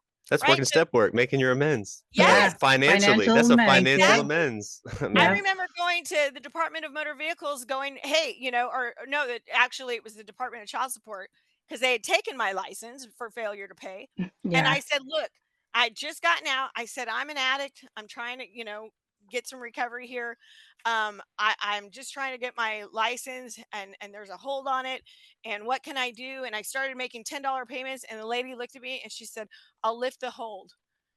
She said, what can you do? I said, well, I didn't have a job or nothing. Yeah. I started Wow. paying $10 a month to child support, and they accepted it. And I probably paid that $10 a month for probably the first 5 years. I bumped it to 20, and then I bumped it to 70. And so when that time came for me to ask them to wipe it out, they were like, they looked at all the years that I was paying like $10 a month. It Yeah. wasn't nothing, but it was more than I'd Just ever ask. done. Consistent. Just ask Yeah. people. Just Yeah. ask. You Right? might Yeah. get it, right? Exactly. Just ask. Don't Because be Yeah. there's afraid. people out there like us who want to help you find some recovery. Right? Yes. And it's not just, I think, Andrew, you had mentioned it. Like, it's all areas of our lives, right? Mm-hmm. It's not just the drugs. Yeah. It's Nope. it's it's the thinking. Right? Yeah. It's Yeah. the We it's don't the have a drug thinking. problem. We have a No. Christine, we have an Andrew problem, we have a Brandy Yes. problem, we Yeah. have a Milan Yes. Yeah. problem. Right? And it's still here. Right? I still get wild thoughts. What I get through my recovery is the ability not to react and act on them as Pause Yeah. button. much as This possible. Right? discernment, Yeah. Yeah. discernment. You can Yes. choose well today. I'm not so much of the squirrel that I used to be. Who, Yeah. It's awesome. I am so grateful. Anyway, that's all I got. I I love stay in it. recovery, and I I do love the that. service I still love that. I because loved it. it's given me Mhm. the life that I have. Awesome. I need Beautiful. question repeat because You that's me. got this. That's all right. It's all right. Absent-minded Milan. That's a So what keeps you in the program in NA, and what keeps you driven in service?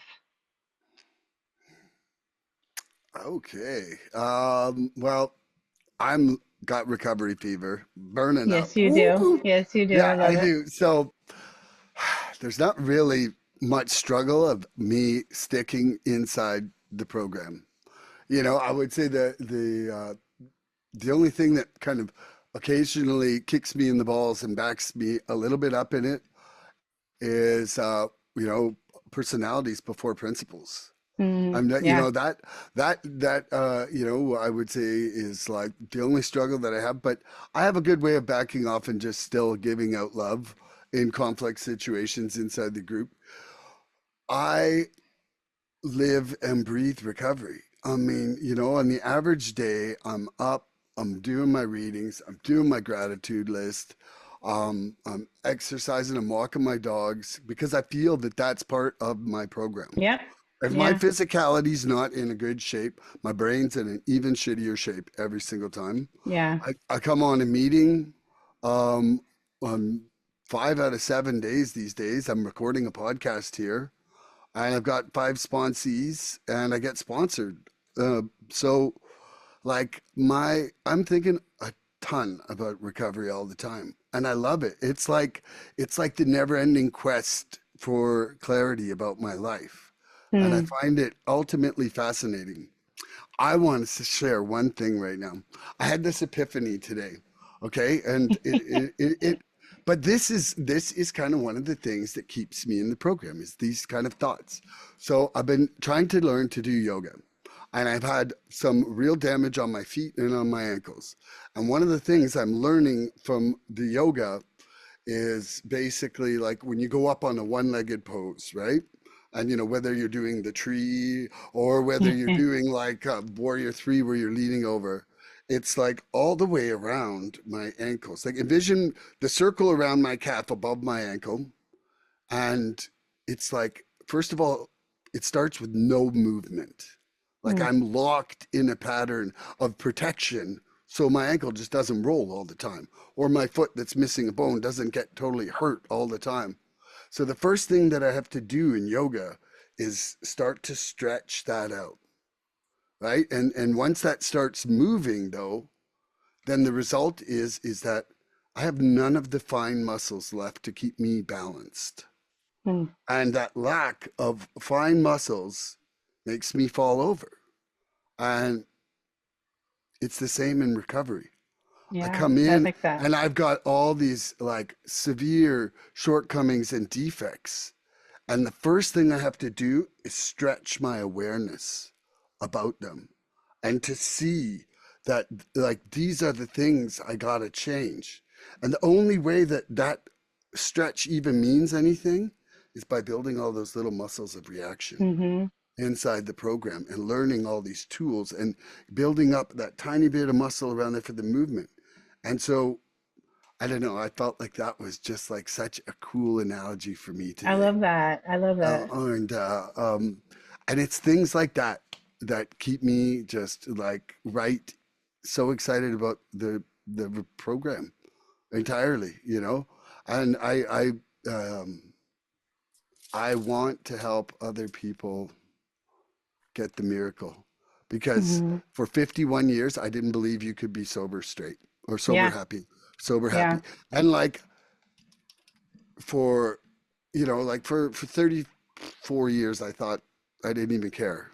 But the thing is that it's because I didn't know a sober person until my late 30s. Like I had no shining example of a happy straight person. Yeah. Like I Got came clean from at 39. Yeah. I came from such a dirty, like, 37. industrial area of Canada that it's like everybody was drunk and on drugs. Mm-hmm. Like every single person. Like when like a sober person would have been someone who buys a six pack. That would have it really would have. And so, like it took me really far into life. Like, you don't drink? He comes over there saying, you don't drink? You don't drink? What's up? Okay, so Yeah. what drug Yeah. do you like? Like, Yeah. like that was it. Like, and I just think that I'd like to be able to show people, first of all, my Mm-hmm. daughter, my daughter's pretty freaking amazing. And I think that my addiction has kind of brought enough awareness to her to be scared to dabble, Yeah. and That's my daughter too.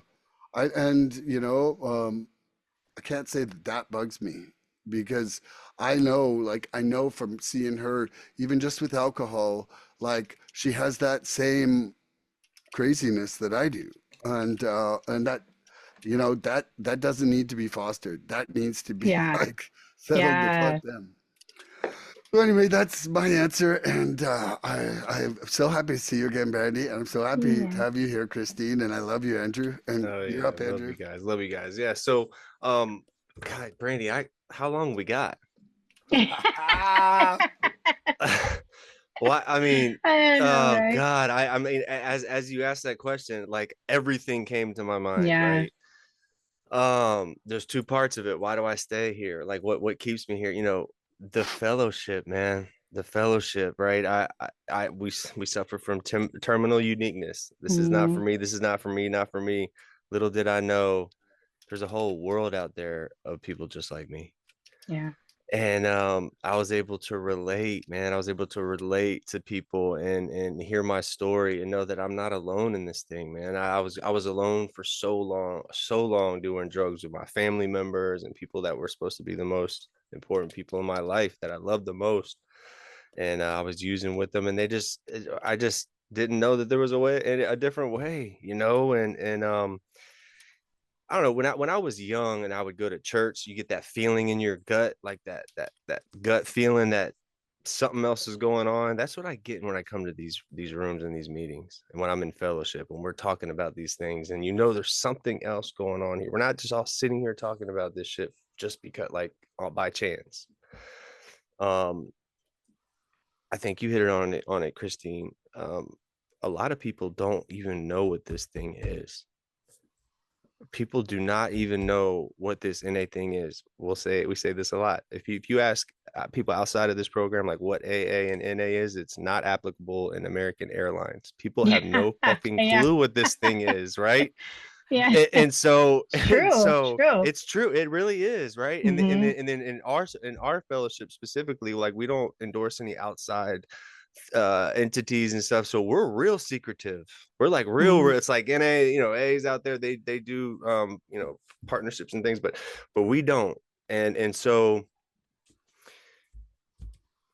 I know that my ticket was punched by all the madness and all that pain and all that suffering that I survived. I have my seat here.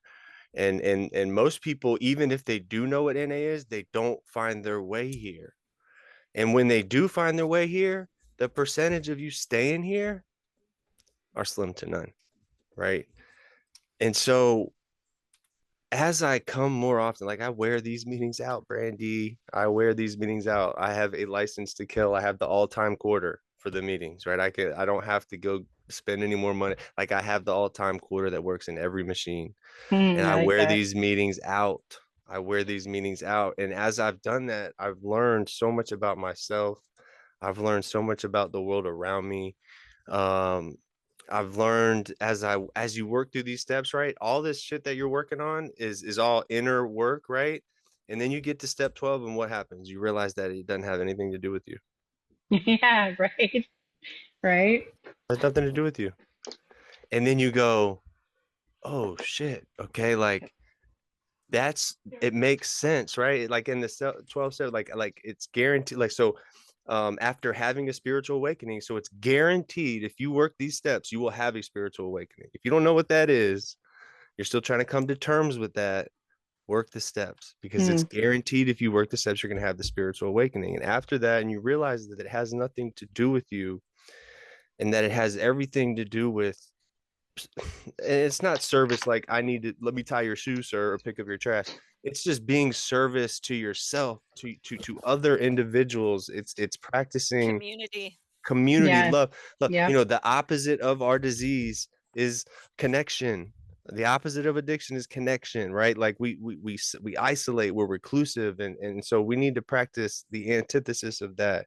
And this thing teaches us how to do it. Service work teaches us how Yeah. to get uncomfortable in a controlled environment, right? I was Yeah. able to be of service and host a meeting or co-host a meeting, let people and be a greeter, do it wrong, and kind of feel those feelings without having to go use, because it's really hard to use in a meeting. It's really hard to use drugs in a meeting, right? Yeah. And if you're of service, it keeps you at that meeting when you don't want to be there, right? And you learn that service is a posture of the heart, right? Like Hmm. we learn to like I'm proud of my service positions. I have a lot of service You're positions. amazing I in hosted a lot service. of I host a lot Yeah. of meetings. Yeah. Milan's group, at 11:30 this morning, I was hosting the Unity group, right? Um, it's how I stay clean. It's how I show love to those who I'm not connected to specifically, right? Like the people that my roommates, which y'all are some of my Yeah. roommates.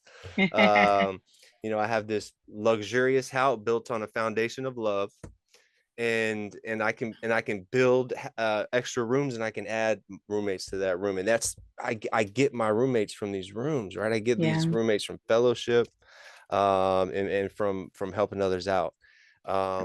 And so when I'm helping somebody out and being of service to this thing, I feel better, right? I feel good. I feel good because I'm If you doing feel something. shitty, go help somebody. If you And right, it if turns Yeah. you you feel around. like It shit, does. go Yeah. do something nice for somebody. Get out of Yeah. yourself. Get Yes. out Out of of yourself. yourself. Yes. It is your brain. Right. We say this a lot too. One side of my brain is consistently selling bullshit, and the other side is consistently buying it. And when Hmm. it's talking in its own voice in my own head, I'm a really good salesman, Brandi, unlike you. I'm a really good salesman. And when I'm talking to myself in my own voice, it's extremely hard to say no. It's Yeah. extremely hard to say. Like I can sell a ketchup Right. popsicle to a lady in white gloves on a hot Yeah. ass day. You know what I mean? I can Yeah, do I that. like that one. I I can like that. do that. I remember Um, that. and so where am I gonna go? This thing is ever progressive. I have a disease that's progressive, and it's Hmm. and it's uncurable, fatal, and it's gonna kill me if I don't change my ass up. I don't flip the script, right? And so I've I've gotten real comfortable in these rooms, right? And I come on and I share my pain, and not only does it help me out, it helps somebody else out. Yeah. And I get so much feedback from people that say, man, we were on the meeting the other day, Milan, when that lady came on. I didn't even know who that lady was. And she goes, I don't know how long Andrew's been around the rooms, but Cheyenne.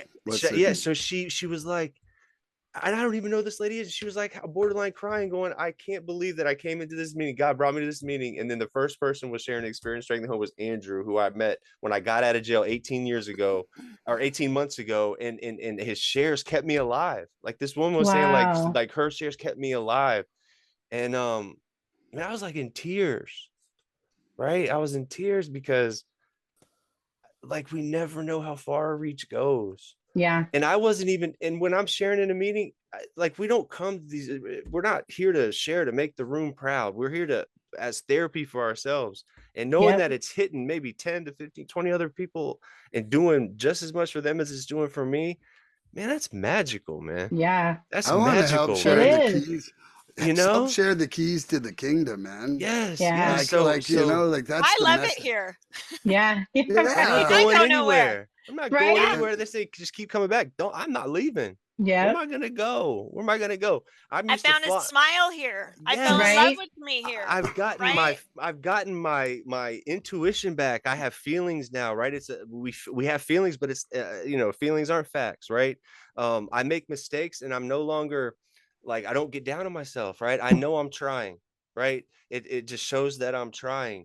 And so I've learned so many things about myself and you guys, and how to deal with other people outside of these rooms. I have people outside of these rooms asking me how to work a 12-step program in their life. I got people at my Yeah. workplace telling each other they love them just because it feels good to do it. Yep. It's unbelievable. It's unbelievable. And so I've got kids that are watching this podcast that I know are struggling with certain things, and they're hearing the message, right? Just helping other people every day, man. Helping I other love people every that. day gets me outside of myself. So service work, I'm a sponsor of a couple young gentlemen, right? That's the highest form of service in this fellowship. But I want to say that what rivals sponsorship is H&I. Yeah. H&I is not, if not more important, just as important as sponsorship, because Yep. that's that initial, and they might not ever hear it again, and they might not ever adhere to it. But the ones that do, I remember being in detox 3 times within a year before I went into that inpatient facility, the long-term, 30 plus day treatment facility. And they would bring H&I in, and that was the initial, like, what are these people doing? Right. It was, what are these people, what were these activities that they're making us do, and why we're talking in this circle? But it was that initial, just, man, I'm not alone. The introduction I'm to not a new alone. way. I'm not alone, right? And you're telling me that I can get better. Like, I have to believe you, because I have nothing. I have no other mental Mm-hmm. capacity. I have to believe you that you're going to tell me I can get better. And if you can just build on that, Act as it, if. act at it, and get a little bit of just Mm-hmm. compassion for yourself, and have some belief in yourself, belief in something other than you. It doesn't have to be Jesus with long hair. It can be whatever you want it to be. And one other person, look, yourself, one other person, and just the doorknob, and you can stay clean for the rest of your life, right? Yeah. It Yep. happens. And so I'm not going nowhere. Y'all can't get rid of me. Staying. Good. Good. Love you guys, man. I and love you, you. Miss Brandi. So what keeps me in NA is I'm an addict for sure. And for years before I tried to get clean, or I tried to stop using meth. That's what it was. And because I didn't look at myself as like a full addict. Like I said, I was cherry picking my disease. When I get out of here, I'm gonna smoke pot and all this, No. until I realized the severity of my disease, and that it's not, obviously not just drugs and alcohol, but it's like it worked. I would sit there and give myself all these pep talks, and the next day I don't remember any of them, and I just go get high. I would be, at the times of almost getting kicked out, and just all the shit I put myself through, and I wanted, but in the end, in the sum of it all, I wanted to stop using that. And so coming into these rooms, and and and realizing like there's a way, and like I can do this. And like I said before, it's not that I want to, it's not that it's a miracle I'm clean, it's a miracle that I want to be clean. And so like literally this is a new life for me, and I don't want to lose it. Like I wish I had got it sooner, but would I've been ready for it? Probably not. Like I learned how to read in this program. I didn't I See For that a lot whatever. too. Yeah, and I ended up going back to school after 24 years of not finishing high school and graduating with honors. Magical And motherfuckers. magical motherfucker, like, and I didn't have this life when I was using at all. And so all the benefits like around me, like the my family, my education, just my outlook in life in general is a big one. But the fact that I know that this program works, so why would I turn around from it? Like it's done so much for me that I want to be here. Like I don't, I try not to think too far ahead, but when it's like, well, I got to do this for the rest of my life, I get to, because it does bring me joy. Even the times that I don't want to I don't feel like doing recovery. Like I'd rather just watch some stupid movie or something. And when I get in there, it's always on Mondays when I host. As soon as I get to clean time, I'm like, this is why I'm here. Yeah. But it is definitely the medicine, because I've tried different ways, and I'm married to a normie that's like, if you don't want to use, just don't use. That doesn't work for me. You're Like this is, yeah, I'm okay. like, no, I mean, it's if that's the case, what would this program be really? And so it works, and it's the only thing that's ever worked for me. And like I was, I had so many different things in my system all the time. Like I was just constantly running from myself. And this program has shown me myself, even the parts I don't want to see, because I know to work on them now. I want to. I even dig deeper than that. And then, to be in service is, I feel driven in it because, it's like a form of gratitude to Narcotics Anonymous, is giving back in that way. And, like it goes a little both ways. Like it keeps me accountable. Like if I didn't do the service I did, I had to kind of like, I do meetings, I do more than 5 a week because I do a couple of days sometimes. But I had to put it so that I give my family 2 nights without me being like, I'm on a meeting. Yeah, I got both earbuds in, okay? and, and, but then the rest of it, like, it keeps me accountable, because I could easily be like, well, I don't really need to do it tonight. I don't really need to do it tonight. But then, That's slippery slope. it's big time. And I find that in a lot of things in my life, but this one is a life or death for sure. And so it gives to me, but it, also gives back. Like the meeting that Andrew and our home group together, like it came from a meeting that ended up being a little toxic. And now it's like, No. yeah, I know, right? Could you believe it? Can you believe it? And Because we're still addicts and we're not Yes. perfect. Whoever's watching. Yes. yeah. We're Yeah. not. Well, we really No. frown upon. Hold on, I'm on really, the wrong podcast. I gotta go. I'm on the we wrong really one. frown upon dick pics. So, yeah, sorry, Yeah. but there's a step 13. What's a dick pic? No. Yes, It's another podcast, Milan. that's another podcast. That goes with using dreams. It goes hand in hand with using dreams. Right. I love that. But it was like, so then now to be in this meeting that, just some addicts, wanted to be in a meeting together. It's like the kind of, Andrew, you do bring love. You are like our love mascot. But it's everybody that has gotten so much from this meeting that they go to. And I always encourage people to go to multiple meetings. But in this one particular, what it has done for people and the way that they speak about it, like that's like, it's not like I toot Narcotics Anonymous horn for that, because like this is amazing with this God's work, fellowship. man. God's Totally. work.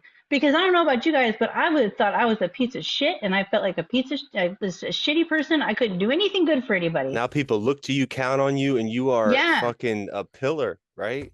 And it's something that I never thought that would be like that, and I just so badly want to give it away.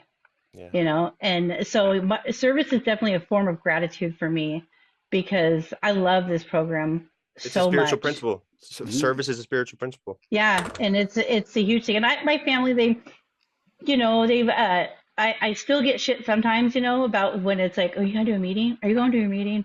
Are you doing this? And if I do extra, and I'm like, and I go by this to this day. Whatever I put in front of my recovery, my addiction will take from me first. Yeah. Yes. Yeah. And I'm not going to put, like, I love my family, my kids, my husband, I do, but I can't put them before it. There's a balance, yes, but I can't put them before it. Like I tell my son, like, I leave for these 2 hours, or have my earbuds in for these 2 hours, whichever day it is, to be with you. And it took him in like kind of concept of like, what do you mean but you're not here? Say, do But you want jerk here. face brandy? You want Yeah. jerk face brandy, or you want Right. regular brandy, right? Right, exactly. And so Jerk face, Milan. it's a part of it, and I've just stand firm, and I don't never stood up for anything really, because I always was feeling guilty. So it was like I didn't really have anything of my own, and I was fine with that. Like, as long as you leave me alone to get high. But my recovery I stand firm on it. Like I don't buckle, like when it comes to the not doing a meeting, even if I'm not doing service, if there's certain nights I do it, like I don't buckle because this is my recovery. Mm. And I will be doing this until I can't. And so it's a big one. It's for my life and for the next addict coming in for sure. Mm. Yeah. That's That's it. beautiful. I got to ask everybody, does everybody have enough time for another round of questions? Because I'd really like to hear Christine's question. And we're a bit longer than usual, but I have the time right now if everybody else does. I do. I do. Is this Andrew? I don't know. Yeah. Is this another question I'm supposed to be Well, asking? Yeah, you're going to ask a question now Oh to my me. goodness. Yeah, Yeah, you're yeah. going to come up with a question, ask me, and then it'll go around and come back to you. Oh, and then it's gonna come around and come back to me. I wasn't prepared for that one.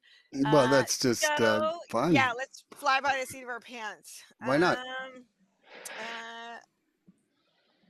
Are well, those Prada shades you have on right? Those are Prada oh, there glasses you have. are. These Oh, are I Prada. see. I'm an optician. Andrew. I'm So, looking. I'm plan watching you, girl. ahead. Hey, love it. Look, I got They're Tom also Fords on. I got bifocals. Tom So Fords on. You got Pradas. We if I doing it? can't see, they gotta be, Come the on, best. girl. So anyway, back to I Milan. love that. Milan, I really like this podcast for one. I just want to say that. So thank you very much for offering this experience. And I was Oh, going to you're ask coming you, back. Yeah. I was going to ask you Yeah, how you yeah. got into this and You, how long Yes. you've been doing it and why you got started. Did I hear you say, but I can't answer that question because this isn't what I do or things like that. But it can go around for everybody else.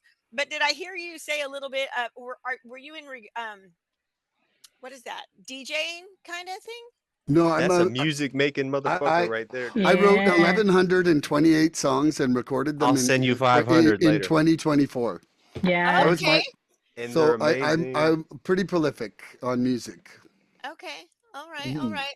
So I guess, yeah, my question, I don't know, recovery based question is just tell me how you got here. How about that? How I got here, like to Yeah. this moment. Yeah. Well, there's like this universe, and it's like no. Uh, My mom and my dad. The Big Bang Theory. Oh, so don't start. That's when I another came out of podcast. treatment, I think I'll start from when I came out of treatment to here. You know what I mean? Of my journey of being in recovery, right? Mm. I came out and I was like pink cloud, hot diggity dog on recovery. Like I was like, okay, this is awesome. I am a changed person. And boom, 3 hours later, I'm in an argument with my wife, and I'm like, I am not fucking changed one bit. Mm. Like so, it was like, whoosh, boom, like right down, and then I'm like, okay, so this is a lot more work outside of my bubble wrap treatment center than I thought it was going to be. And so where I live is out in the country, and there isn't really any good local meetings by me in person.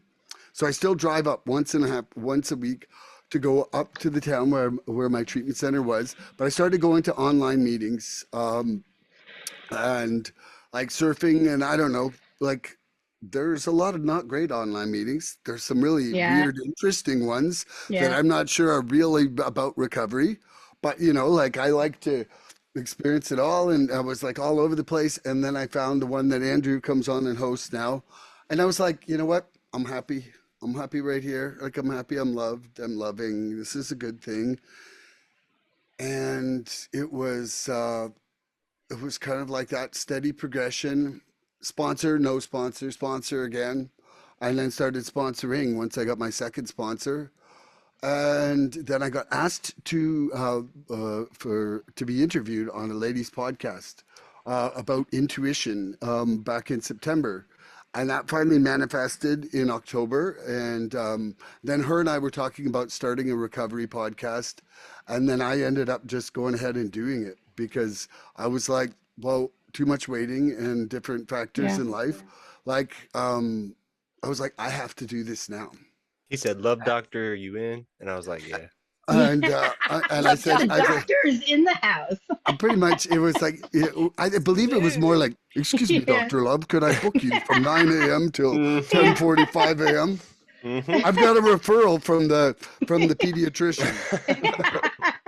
But That's great. and once I did one episode, I realized I'm like, I want to be a question comer upper with her for the rest of my life. Mm, And then it was like boom, different episodes and different people, and I was like, yeah. this is so. Then I always thought that it would be kind of something that would be a little bit more informative for people who don't go to treatment or whatever. Like, it's like I feel like there's a lot of questions that don't get answered at meetings. And I don't Yeah. feel that, and I feel that people don't always find a sponsor right away. Like to think in the perfect world that boom, you drop with a sponsor first time, now you're doing No, steps, they you know don't. everything. They And don't. so like I Mm-mm. felt like there was a lot of holes in things that I wanted to learn. And I wanted it to be about that, like I wanted conversations about topics on things that might offer some insight to people. And then Yeah. I had one sponsee and a friend in recovery who were having an issue with one thing. Both of them were talking to me about the identical thing, and I was like, let's do a podcast on this on Sunday, like a day and a half later. And they both agreed to it. And we went on. And, like at the end of it, I realized this is actually can be a tool for healing the hosts. Yeah. And not only that, is that in those moments that you're on talking about something you're struggling with, that's the ultimate share to someone out there who's struggling with it. 100%. So like 100%. I like I say to people now, I tell them, I'm like, hey, let's do a topic that you're struggling on, not something you're awesome on. Mm, You know? Because most yeah. people would be inclined to try to talk about what they know. Yeah. But why not talk about That's good. something Get him that out of you the want to know comfort. more about, Mm-hmm. Raising those questions. And I think Yeah. that's for me, that's it. I'll roll right into it. I just obviously I had a problem with drugs, man. Microwave the story. Had a Really? big problem with drugs.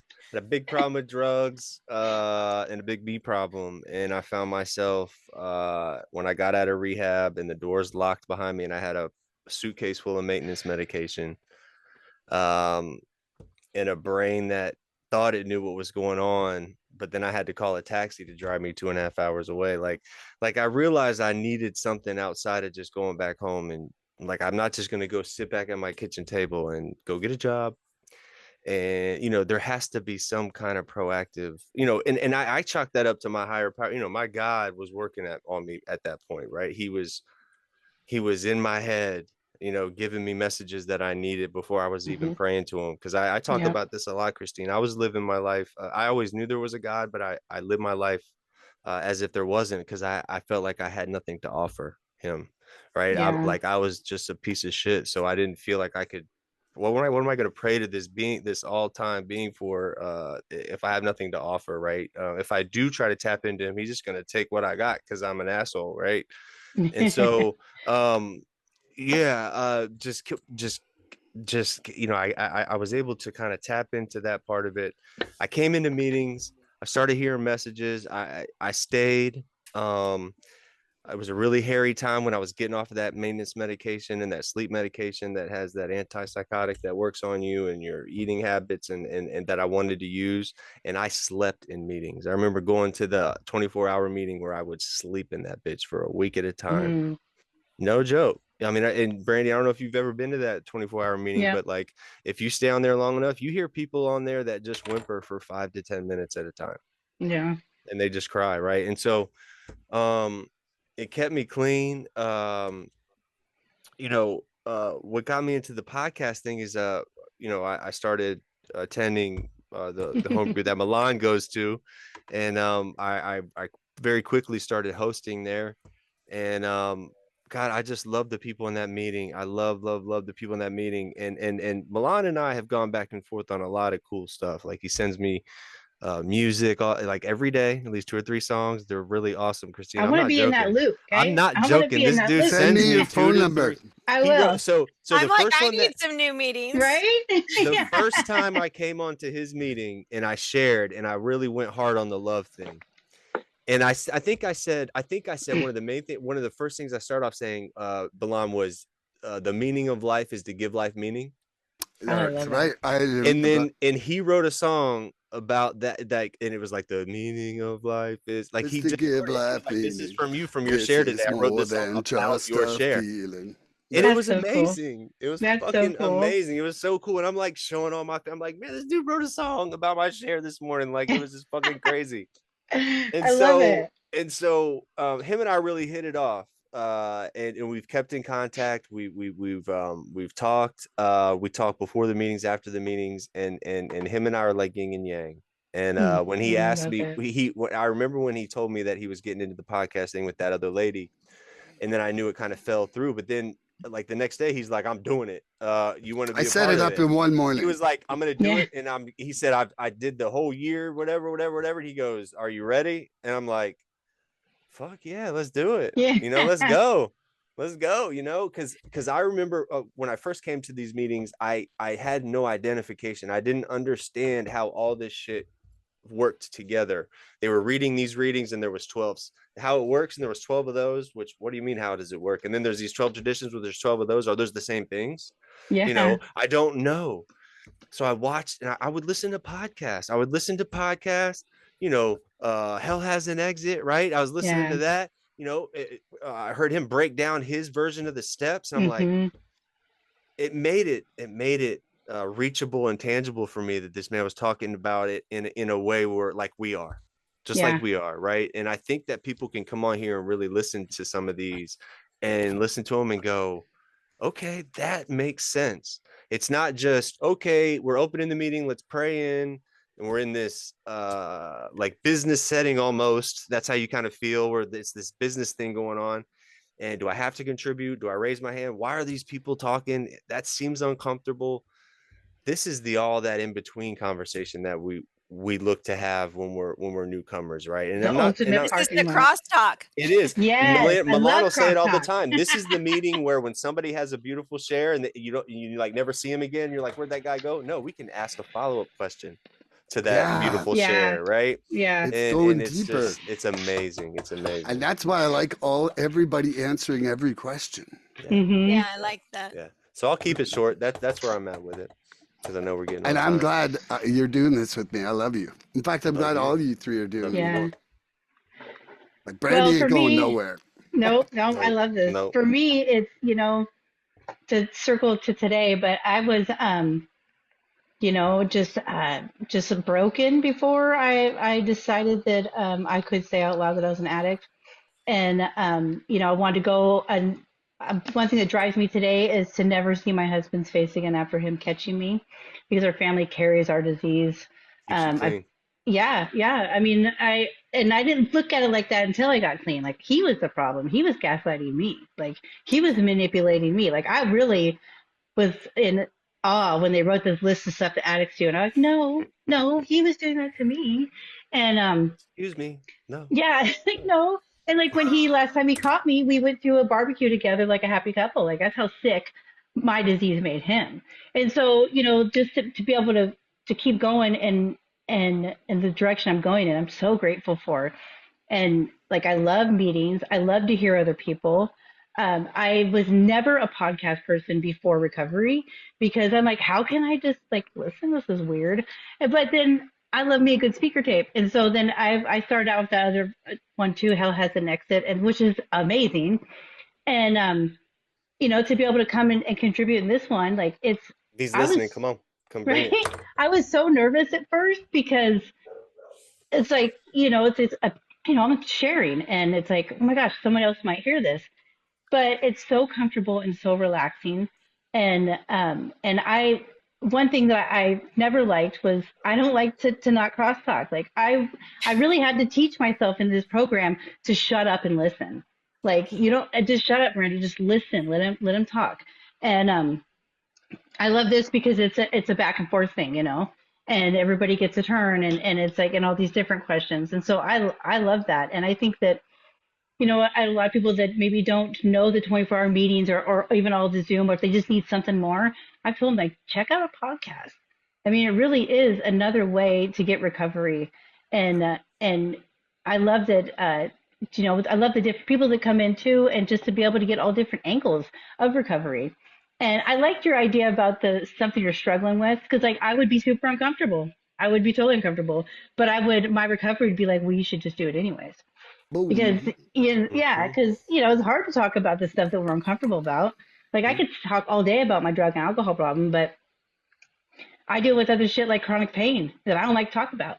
And after 3.5 years, I'm finally starting to talk about it. It's like Pain my shares, mind, pain lessened. yeah, yeah, my disease is like they don't want to hear about your chronic pain. They don't want to hear about your arthritis.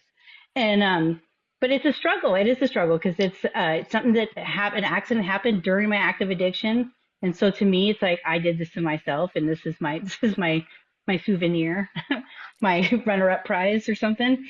But it fucks with my head, and I don't know about you guys, but if I'm not emotionally feeling right, like it affects all parts of my area. If I don't physically feel right, it affects all Right. parts of my area or of myself. And so to come in a setting and be able to talk about it and then hear other people how they've dealt with it, I think that it's a beautiful thing. It really is. Gives you You hope, know? right? Like they're going through like the death of their Yeah. loved ones and all this other stuff, and they're staying Yeah. clean. And you're like, well, I'm just doing this. It puts it in perspective. Just Yeah. really And I does. like to listen to stuff. Like I listen to TV when I watch TV with my husband. I listen a lot because I do a lot of painting. And so I got to put my head Rocks. up sometimes. Yeah. Yeah. Paint And rocks. She so don't smoke rocks yeah, anymore. that's She right. paints That's the rocks. Come recovery on. gave me. I paint them. I I don't listen to smoke them. TikTok. Yeah. So to listen to stuff is great. So I love this podcast in particular, and I feel so grateful to Me be able to too. be on here I've and missed just be a you part of so it. Yeah, much. I know. It's been a Yes. few weeks. It's like, Don't I what the know. stay It hell? gone for has. so long next I time. know. Yeah, my sponsor was on here. She's amazing. She was My great. I yeah, love she's her. great. Taking out Yeah, insurance. Take out that yeah. insurance. So I'm Oh, I saying love that shit, man. sometimes I open my mouth and my sponsor comes out. So Hmm. Yep. Hmm. yeah, but yeah, that's where I'm at. And Christine? All right, it's my turn. Bring her So home. I wrote down just a couple little things when you guys were talking. First and foremost, for me, well, not first and foremost, but yeah. All right. First and foremost, when when there was that defining or recovery hit the road was when I got out, same day of, right? So whether you're in a recovery program, jail, or whatever, maybe hopefully you just find a meeting and you decide to stay clean, right? By raising your Doesn't hand. matter how. Find Right? it. Yeah. I hear it happens. It just wasn't my story. But on that day I got out, I was married. I was the type of girl who married the guy out on the street she knew after 3 months in the basement of the county jail on his way to prison. Like that was Yeah. me, right? Yeah. I Because you had do the sign favorite me song. up, Y'all had the favorite song. Same right? favorite Yeah. song. Yeah. Yeah. In love. I mean, he was on his fourth term, right? That was perfect. And so, Yes. but he was out when I got out, and he was there to pick me up at 6 a.m. And we can want a different life and we can talk a good game. And when we're in that controlled environment and in that controlled setting, it all sounds amazing, right? Gravy baby. Yeah. But when our feet hit the door, and for me, I was sitting, he was right there at 6 a.m. to pick me up from the jail. And we're like literally in front of the jail, and he hands me a pack of Camel filters, Mhm. and I had already decided to to give up smoking because I knew Mm. I had no money. And if I was hustling for a cigarette, I was going to be hustling for dope. And Yeah. That I was your already disease knew. doing pull-ups the whole time. Just I Yeah. pack of knew it. cigarettes. Boom. As soon as you get out. Oh no, it got better. He already had something to drink, and we're literally in the truck in front of the jail. And next thing you know, he's on the phone hooking up some methadone, right? And he's on the phone, and I just sat there in that truck, and I said, "Can you take me to my mom's house, please? I want to see my kids." And that was like, Boom. first off, me and my mom were like oil and water. I Mhm. ran away at 15. I've lived under her roof for 30 days. I'm now 55 since that time, right? And Did you so talk to her in jail at all? While you were in no, jail, did you speak? No. no, Yeah. that's That's not my crazy. life. That Okay. that is not my Yeah. life. Yeah. I don't write nobody. I'm not crying about nobody, Yeah. nothing. No. And so so anyway, but he took me there, and then I got to see the kids, and they were on their way to school. And that's, like I said, I was in a meeting at noon. Like I knew where there was a meeting. I walked to that meeting. And so, you know, the second thing I wanted to say, kind of what, like I heard, a little bit of inkling is, nobody ever knows when you're ready, right? Mm. And I've heard the word sponsor here, and I'm a sponsor and I have a sponsor, but my sponsor originally, and she was my sponsor for like 13 years, right? But she was my first sponsor when I came in. I want to say that there is no, for me, I didn't know her, never laid eyes on her. I never heard her share her experience, strength, and hope. I was in a recovery program, and somebody, it was actually the director of the detox, handed her a piece of paper, and she knew her, and she said, "There's a woman over here. Would you be willing to sponsor her?" Right? And her name is Linda, and she went over there, and she was willing to come and meet me, and that's how I met my sponsor, who was my sponsor for 13 years. Wow, you know that's and nice. An and so, arranged marriage. Yeah. right. and, but it was somebody who was willing to come and share, the message of recovery, and to walk me through the steps, whether I was ready or not, right? And the reality is in that program, I was doing my best to manipulate the situation, because in that program, you had to have a sponsor, and you had to be working on your steps, and you had to be doing this, right, in order to even get a visit. And so I was trying to do all the checklist things, and she was willing. That's all I'm going to say, is she is willing, and because she was willing, it showed me later on in my recovery to be willing as well. Love and it. Yeah. and when I Love came that. back and I stayed, she was also the person who, because I don't know about you, but when I first came, and I didn't do all of, like, I didn't do all the work. That's why I didn't stay, right? I didn't buy on to this program 100%. I didn't buy in, right? And You so, didn't live the program. no, Yeah. I told her Yeah. what I thought she needed to know, because my life wasn't any of her business, right? I picked and choose the little steps I wanted to work on, and what that got me was picking and choosing my way right out the rooms, Yep. And so when I finally came back and surrendered, I knew wholeheartedly I was diving in, right? And so when I finally surrendered, I knew this was the only way, and so I still do. Let me ask you this question. Are you guys? Did you guys all get clean on the screen? I didn't. I No, did. I you did. did. Yep. No, Okay, no. I went into my treatment center.